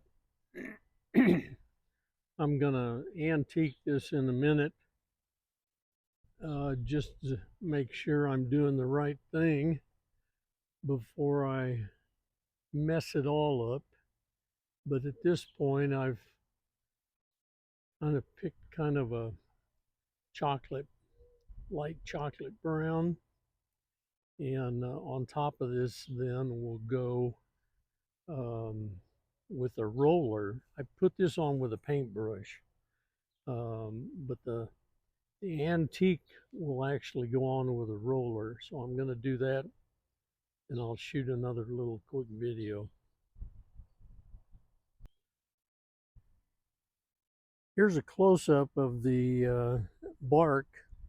It's had the first coat on it, and I'm gonna do a little antiquing here. And I've got a paint roller. It's pretty small, maybe 1 inch in diameter, and it's foam. And with this, then I'll be actually rolling this lighter color on, which is here in this can. So it's kind of a very light beige color. Um, so I'm going to use that, and to make some of the marks on the some of the branches, you can use a fork. I made with some of the baling wire, so this could be used to make marks. So to get some, there's some marks in here now. I made those with another plastic device, but this should work good because there's these other branches up here that are going to need to be coated with the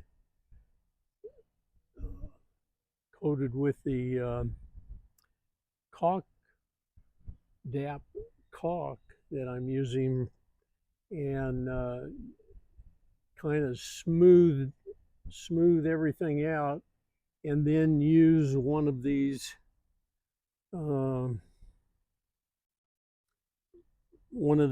little wire things, or a fork, or just kind of whatever you got. You'll have to play around with it and see what works best for you. So anyway, I'm gonna get the paint and put a little on here and see what it looks like. So I'll come back and do another recording here in a few minutes. Okay, here I did a little antiquing, and you can see now what we're looking at. So I think it's going to work out fine. Looks pretty good. Looks like an old piece of tree bark. So I think that's going to work out good. So I'm going to go ahead and continue with the darker color, and then come back with the lighter color, and I think it'll be good. Then it's possible I may come back when it's not windy and add just kind of mist from kind of far away, a kind of a flat black, so you get a little black speckles everywhere. I'll do that on one side to kind of see what it looks like. But that's the process there. So anyway, I'm going to continue now adding more bark. I got a ways to go yet. So anyway, I'll get back when I've got a little further along.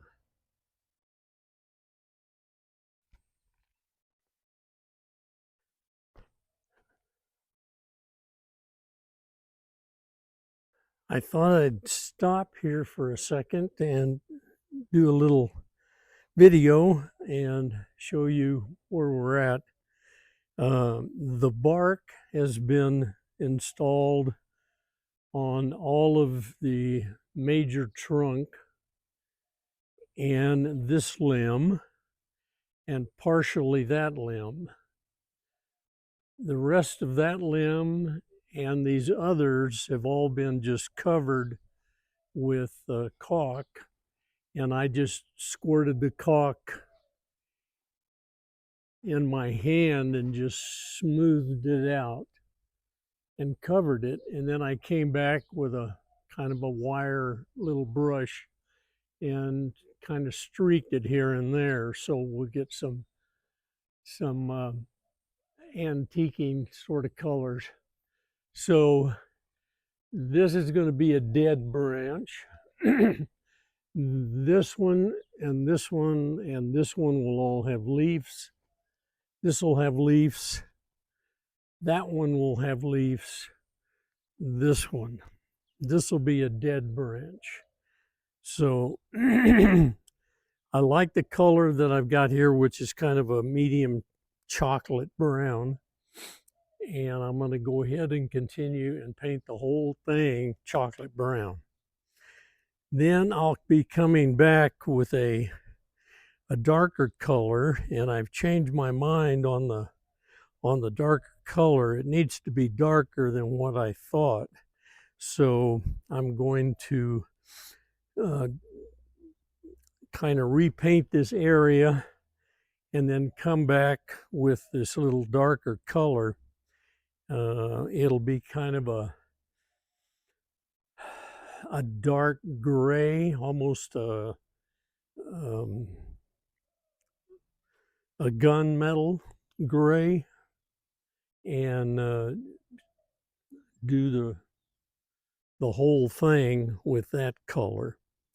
And then I may come back with even a third color and do some touch up kind of here and there.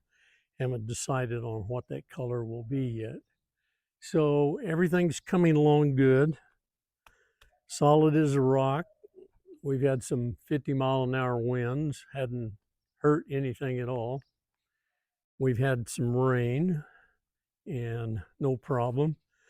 So everything is going along good. So I'm just going to continue painting now, and then when I start doing the antiquing, I'll show you that process, and we'll see how it looks. So hope you're having fun if you're doing one of these. Like I say, it's all an experiment.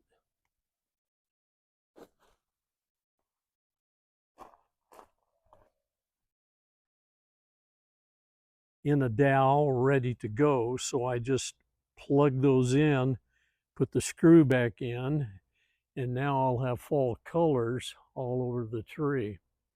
So should be pretty interesting. I've taken away the tarp because I'm not going to do any more heavy painting, but I may do some light touch up, maybe hit some areas with a little bit of a darker black or darker gray, probably more of a gunmetal gray here and there.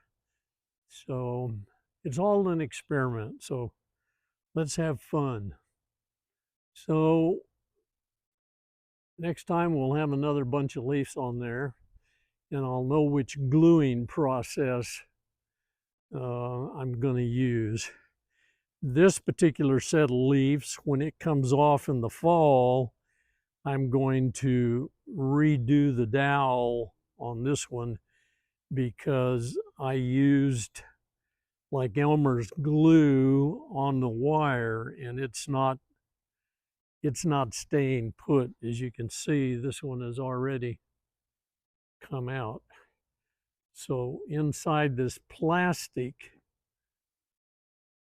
is a wire, and I drilled 1/16 inch holes and used glue, but the glue is not holding the branch.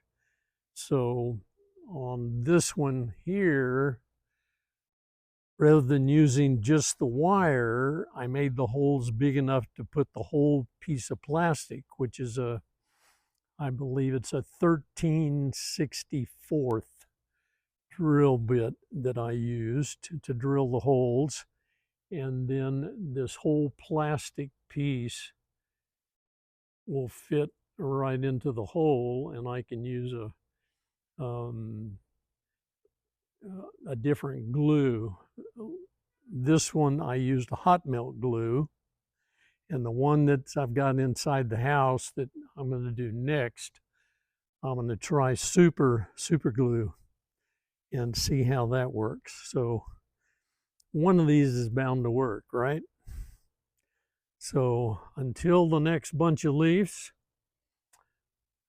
we'll see you later. Here's a picture of the leaves hooked on or into a dowel that I've drilled. So this is my second attempt at doing this, and I'm going to find out whether this is the way to go before I do the others. But as you can see, I've got a 1-inch dowel, and I've drilled holes in a spiral all the way down. So there are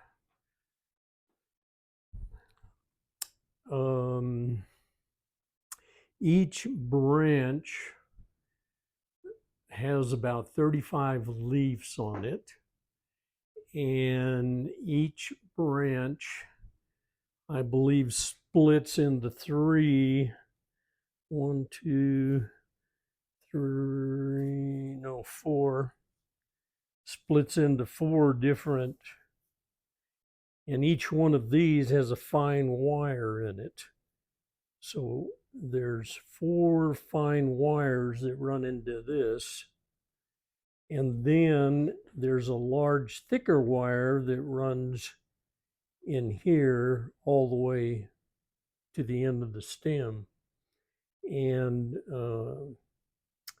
so I've used the wires up here on top, and I've drilled very small holes and stripped this thick plastic back so that the large wire goes into the dowel.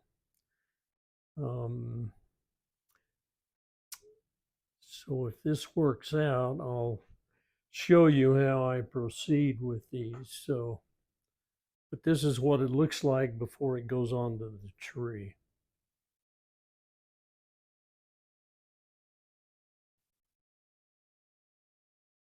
Here's what the finished branch looks like before it's installed onto the tree.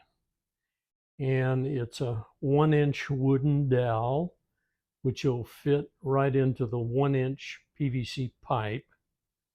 So, and I've tried the super glue last night. That didn't really work as planned. So I've gone back to the hot melt. So the top section, I strip it down to the wire, and I end up putting 10 branches into the top using the wire, wrapping it, filling it in with hot melt. Then each one of these branches, I take about 12 inches off of each branch, cut it off, and then I drill a hole, and these happen to be 13/64 drill bit.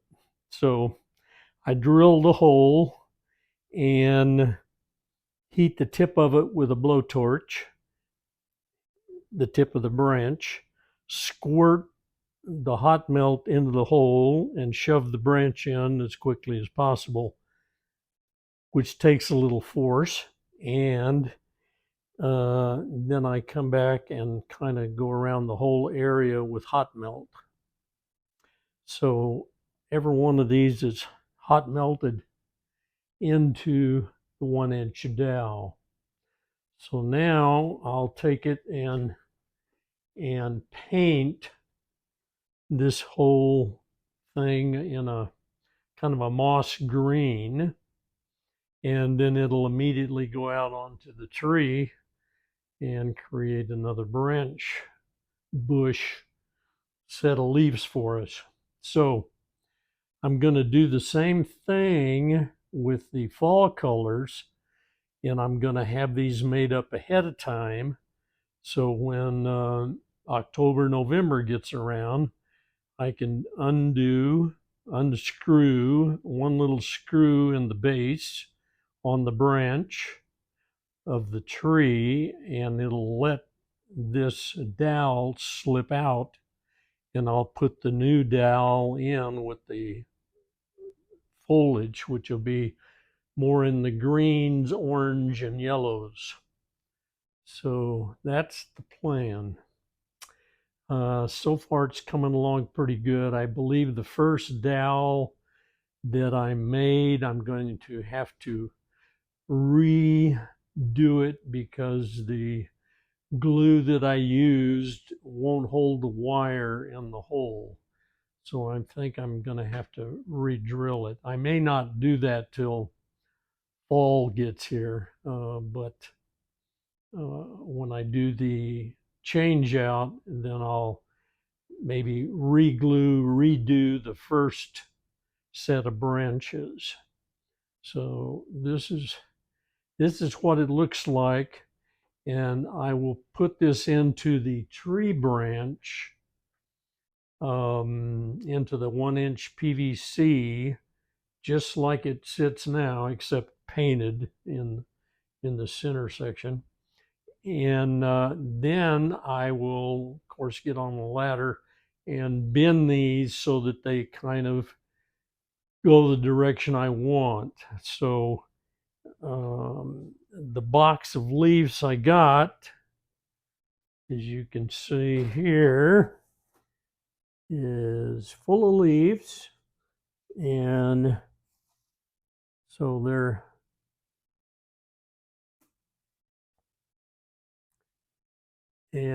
there's, I believe, 5 smaller branches that come off, and there's about 35 leaves on this one branch.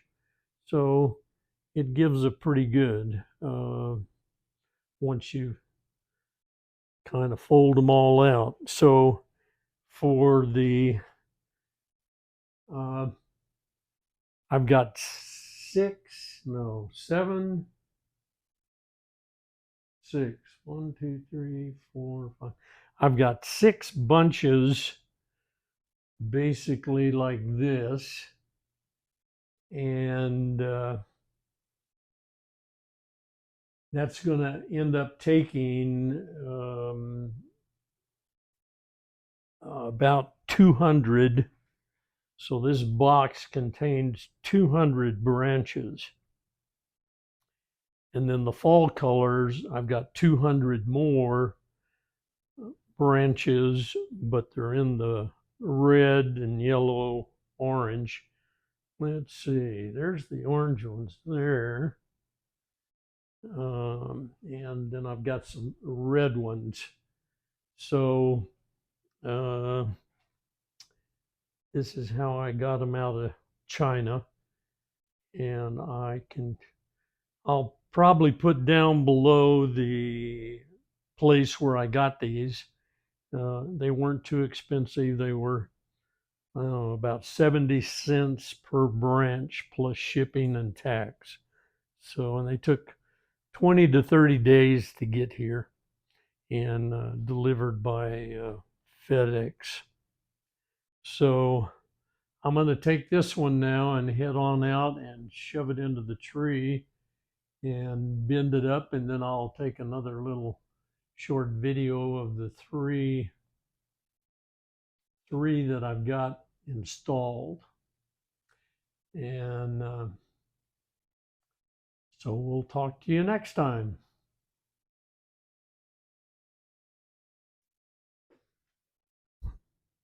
All right, here's the dowels that I am using for the tree. They're 1 inch in diameter. I've cut them 12 inches long. I'm allowing 2 inches to go into the PVC pipe, and then there'll be a screw that'll go down into it. So this will hold it on to the tree. The end of this, I've marked where I'm going to drill 5 1/16 inch holes on the inside and 5 16th inch holes on the perimeter. So kind of where the black dots are. So there'll be a total of 10 of these coming out of the top. And I'll have to cut these and trim back to get to the wire, the large wire. And the wire is a 16th inch and it'll go into the hole. And I'll hot melt that in place. Okay, the dowel itself, I've got to leave enough space here that I don't run into the metal wires coming down into here, so I don't want to drill into those. So I've got basically 2, 4, 6, 8 inches, a little bit more than 8 inches to drill 13/64 inch holes. And I've made me a little pattern here. So I'll put this here and then wrap it around. And it doesn't have to be perfect because you're going to bend these branches anyway. So, I'm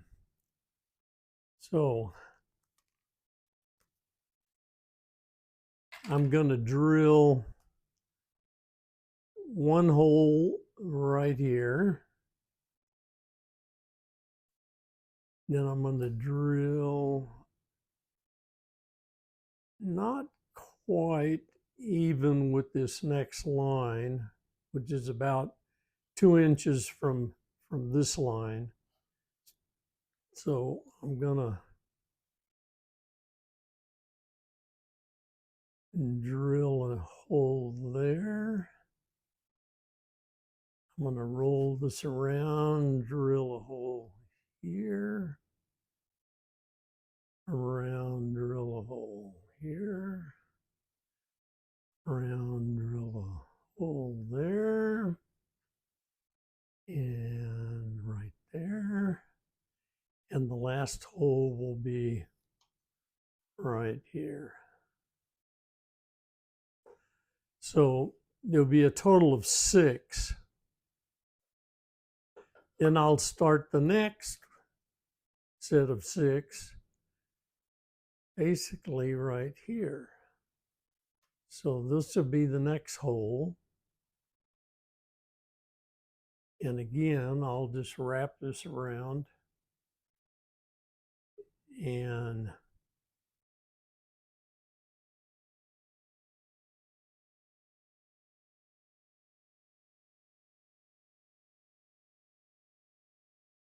So I'm going to do one there,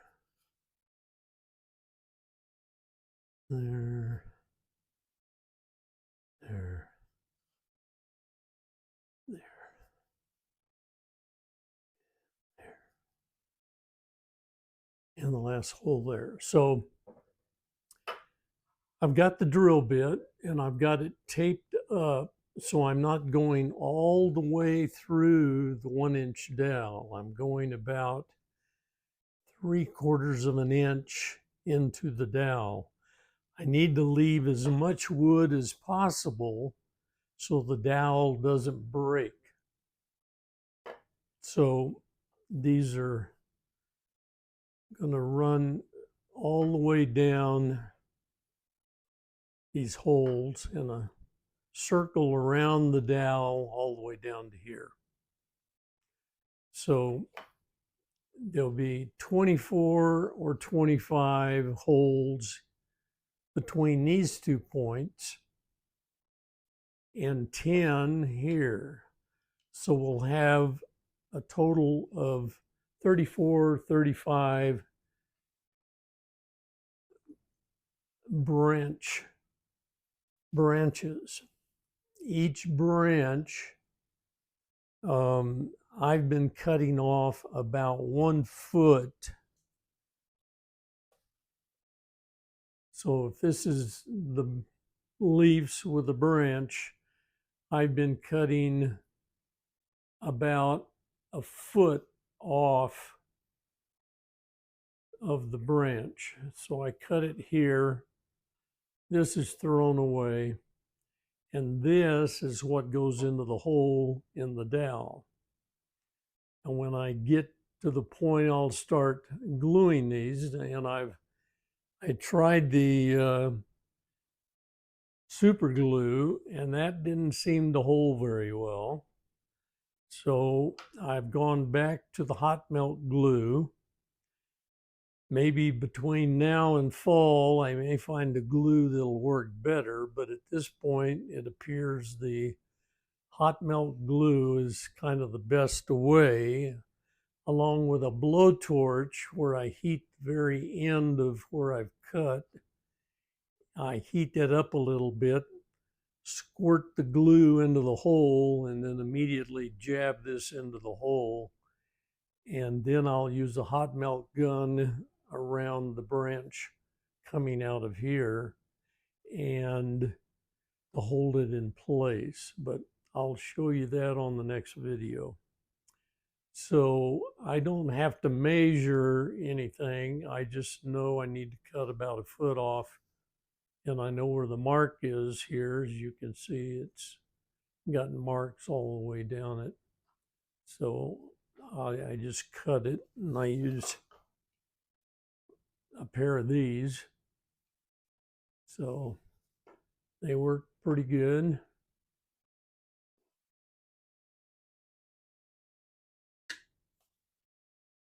There you go. So this is the branch that I will use. And each branch has about 35 leaves on it. And we're going to be using about 35 branches. So that's quite a few leaves per dowel. So catch you on the next video.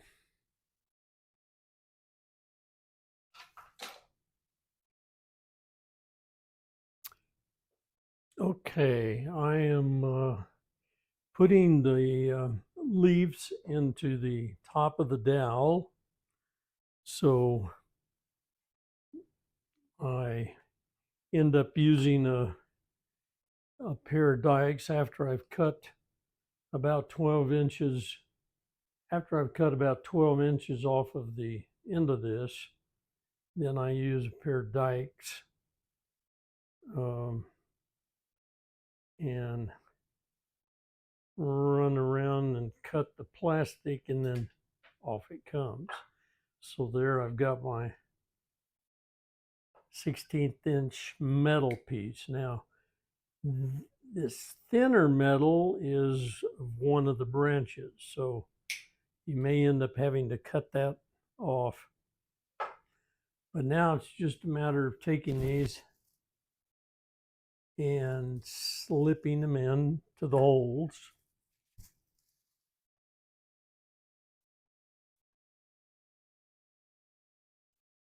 And we've got the insides done now. So I'm going to do 5 more to go around here. And then I'll come back and show you what happens then.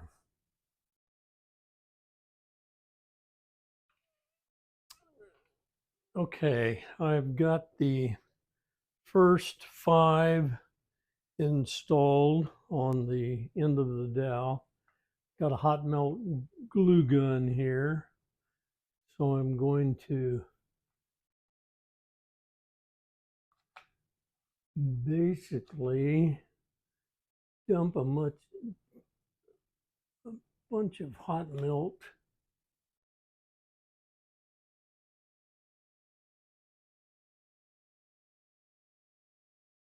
all around.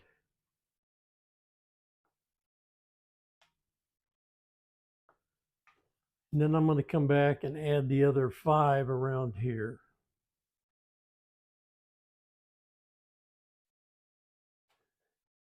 Now I used a bunch of hot melt all around the bottom onto the end of the dowel. Then I've wrapped this with a duct tape. And now I'm going to see if I can fill this as much as possible with hot melt glue. And all of this will be painted with a moss colored paint. So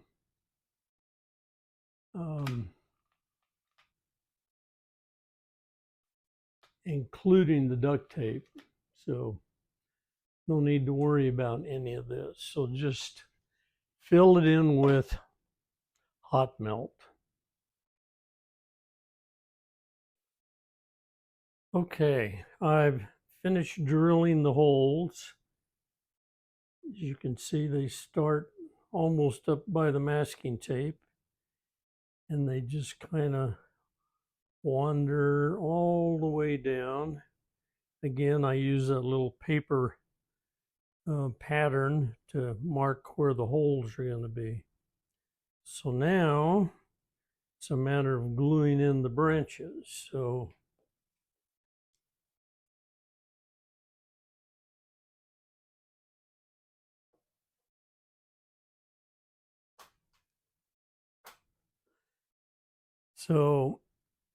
let me move this back a little bit. There we go. And I got my Black & Decker workbench out here. Comes in handy. I've got a blowtorch running right down here sitting on the floor. Very low flame on it. And my glue gun. So this will be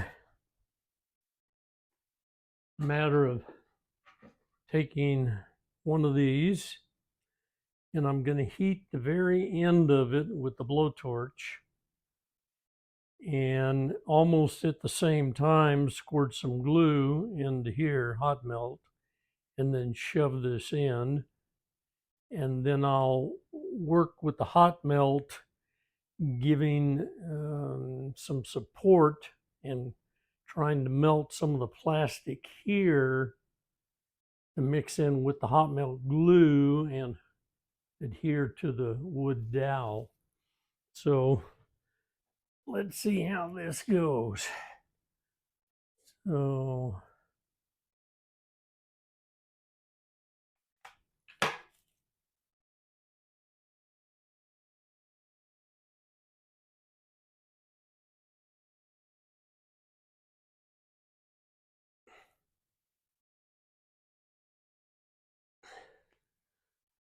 Okay. And then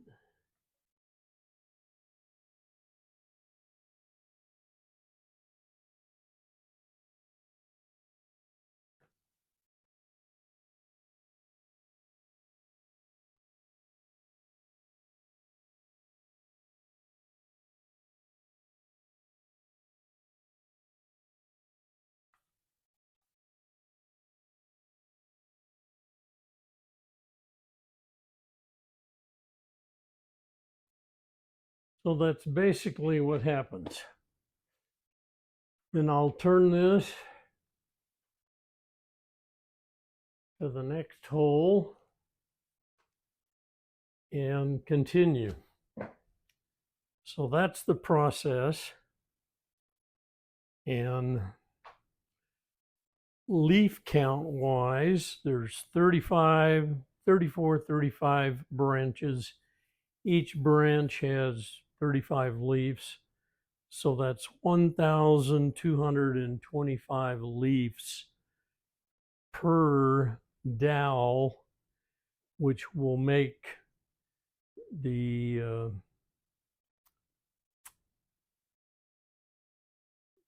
all of the leaf area at the end of the branch on the tree. So I'm just going to continue with this process all the way to the bottom. And then this whole thing will be sprayed with, I got a kind of a moss green about the color of avocado, an avocado peel, and I'll spray all of this before I install it on the tree.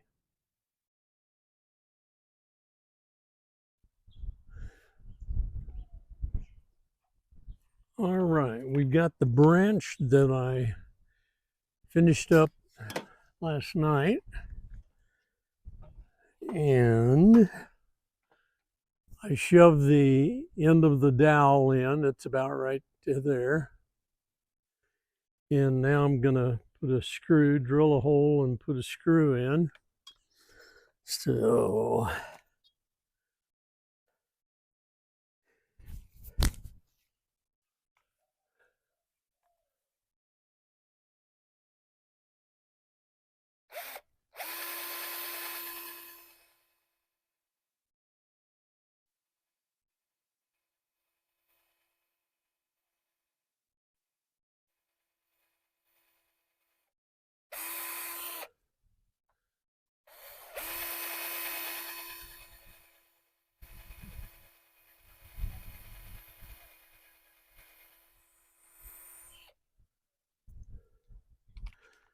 okay, got the hole drilled.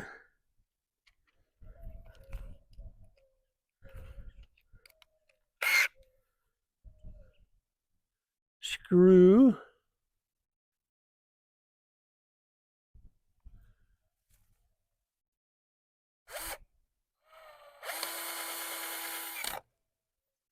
There we are. Now that's going to stay put. That's not going to come out. And then in the fall, I can pull this whole thing out, undoing the screw, pull it out, put the fall colors in, put the screw back in. So gonna have to kind of hurry here because the sun's gonna wipe out my camera when it gets too hot. But basically now we're gonna bend these so we cover up things. So you remember at the end of the dowel there were 5 in the middle and 5 on the outside. So I'm going to take the outside ones, hold this with towards the bottom with a pair of needle nose pliers, and I'm going to bend it back and then separate some of the branches out. So we kind of want to cover everything in the center area here. So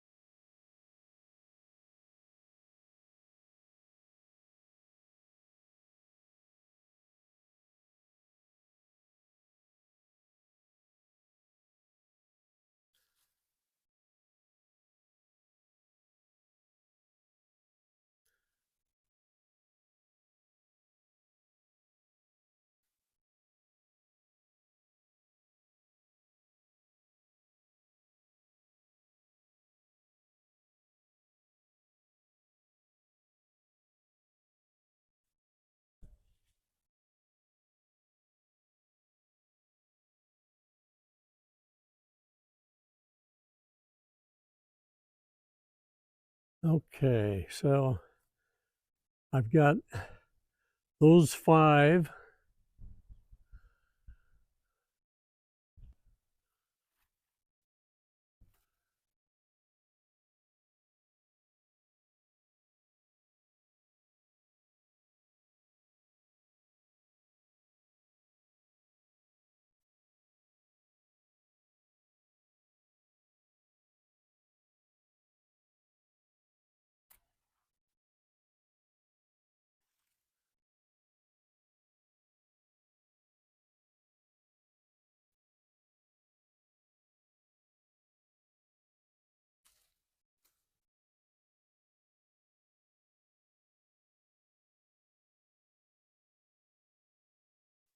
Okay, now I've got those 5. Now, I'm going to kind of bend these out, up and out.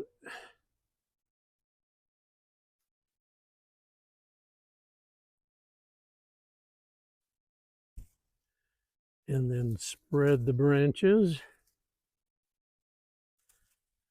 the smaller branches. Again, each one of those has a wire in it. So you can spread them out and pull them around and try to fill in the dead areas. All right, so we kind of got the end of it done here. Now, the branches that are in the front of this dowel or at the end of it, we want to pull them back that direction. The ones in the bottom half here, we want to pull them this way so that they cover up this section, and these others will cover up this back section. So by taking the needle nose, holding on to them and bending them back,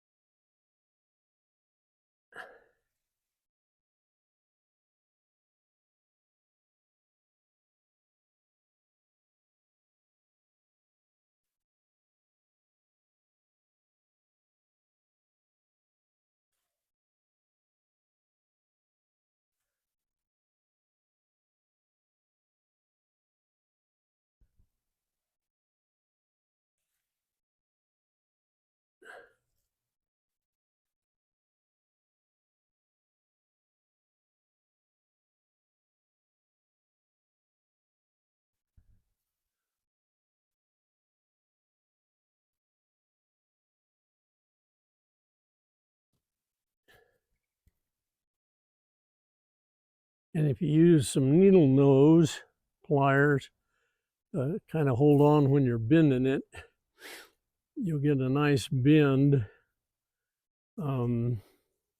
without making the hot melt break away. Now, got some of those.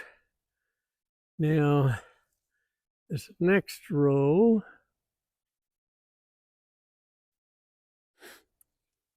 well, let's take the very back row and bend it forward.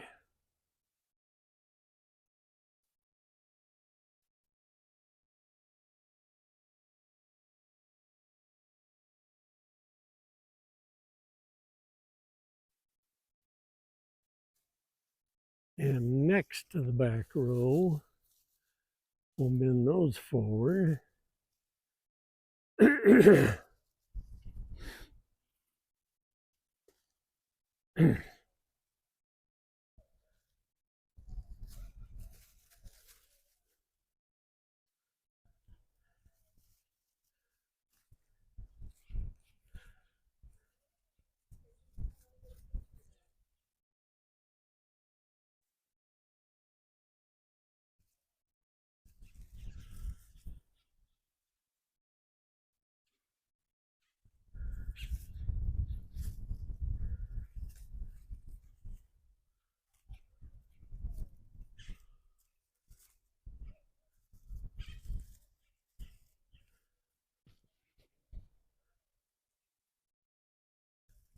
So basically, it's just bending these to cover in the dead spaces. So I will shut the video off and you get the idea. You just need to cover in blank spaces. So anyway, I got 2 more of these to make for those 2 branches over there. And then I may do another 3rd or 4th different color on the trunk just to, and you'll have some leaves that'll fall off, but just grab them, put them in your pocket, and you'll use them later.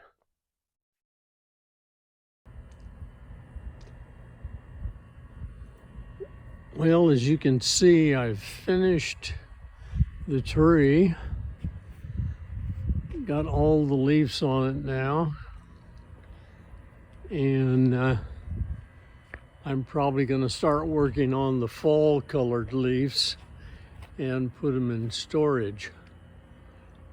So they'll be easy. I just remove one screw, pull the whole leaf bunch out and put the new leaves in. I'm going to probably add a little more color to the trunk, but I think the project came out pretty well.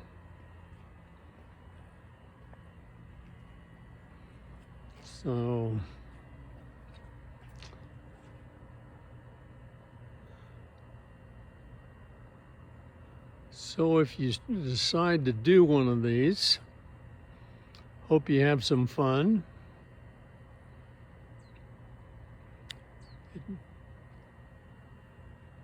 And we'll talk to you later.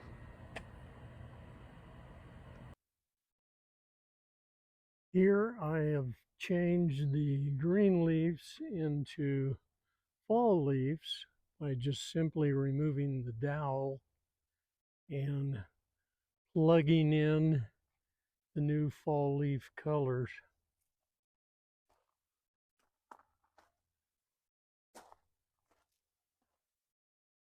So each one of these also has a little solar panel with some LED lights that twinkle.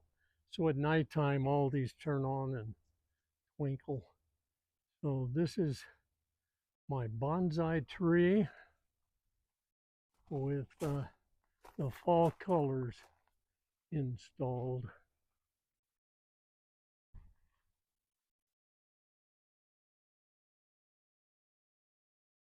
Been a fun project. So if you decide to do this, it's quite an attention grabber. The neighbors and people out walking their dogs think the tree is real. So have a good one.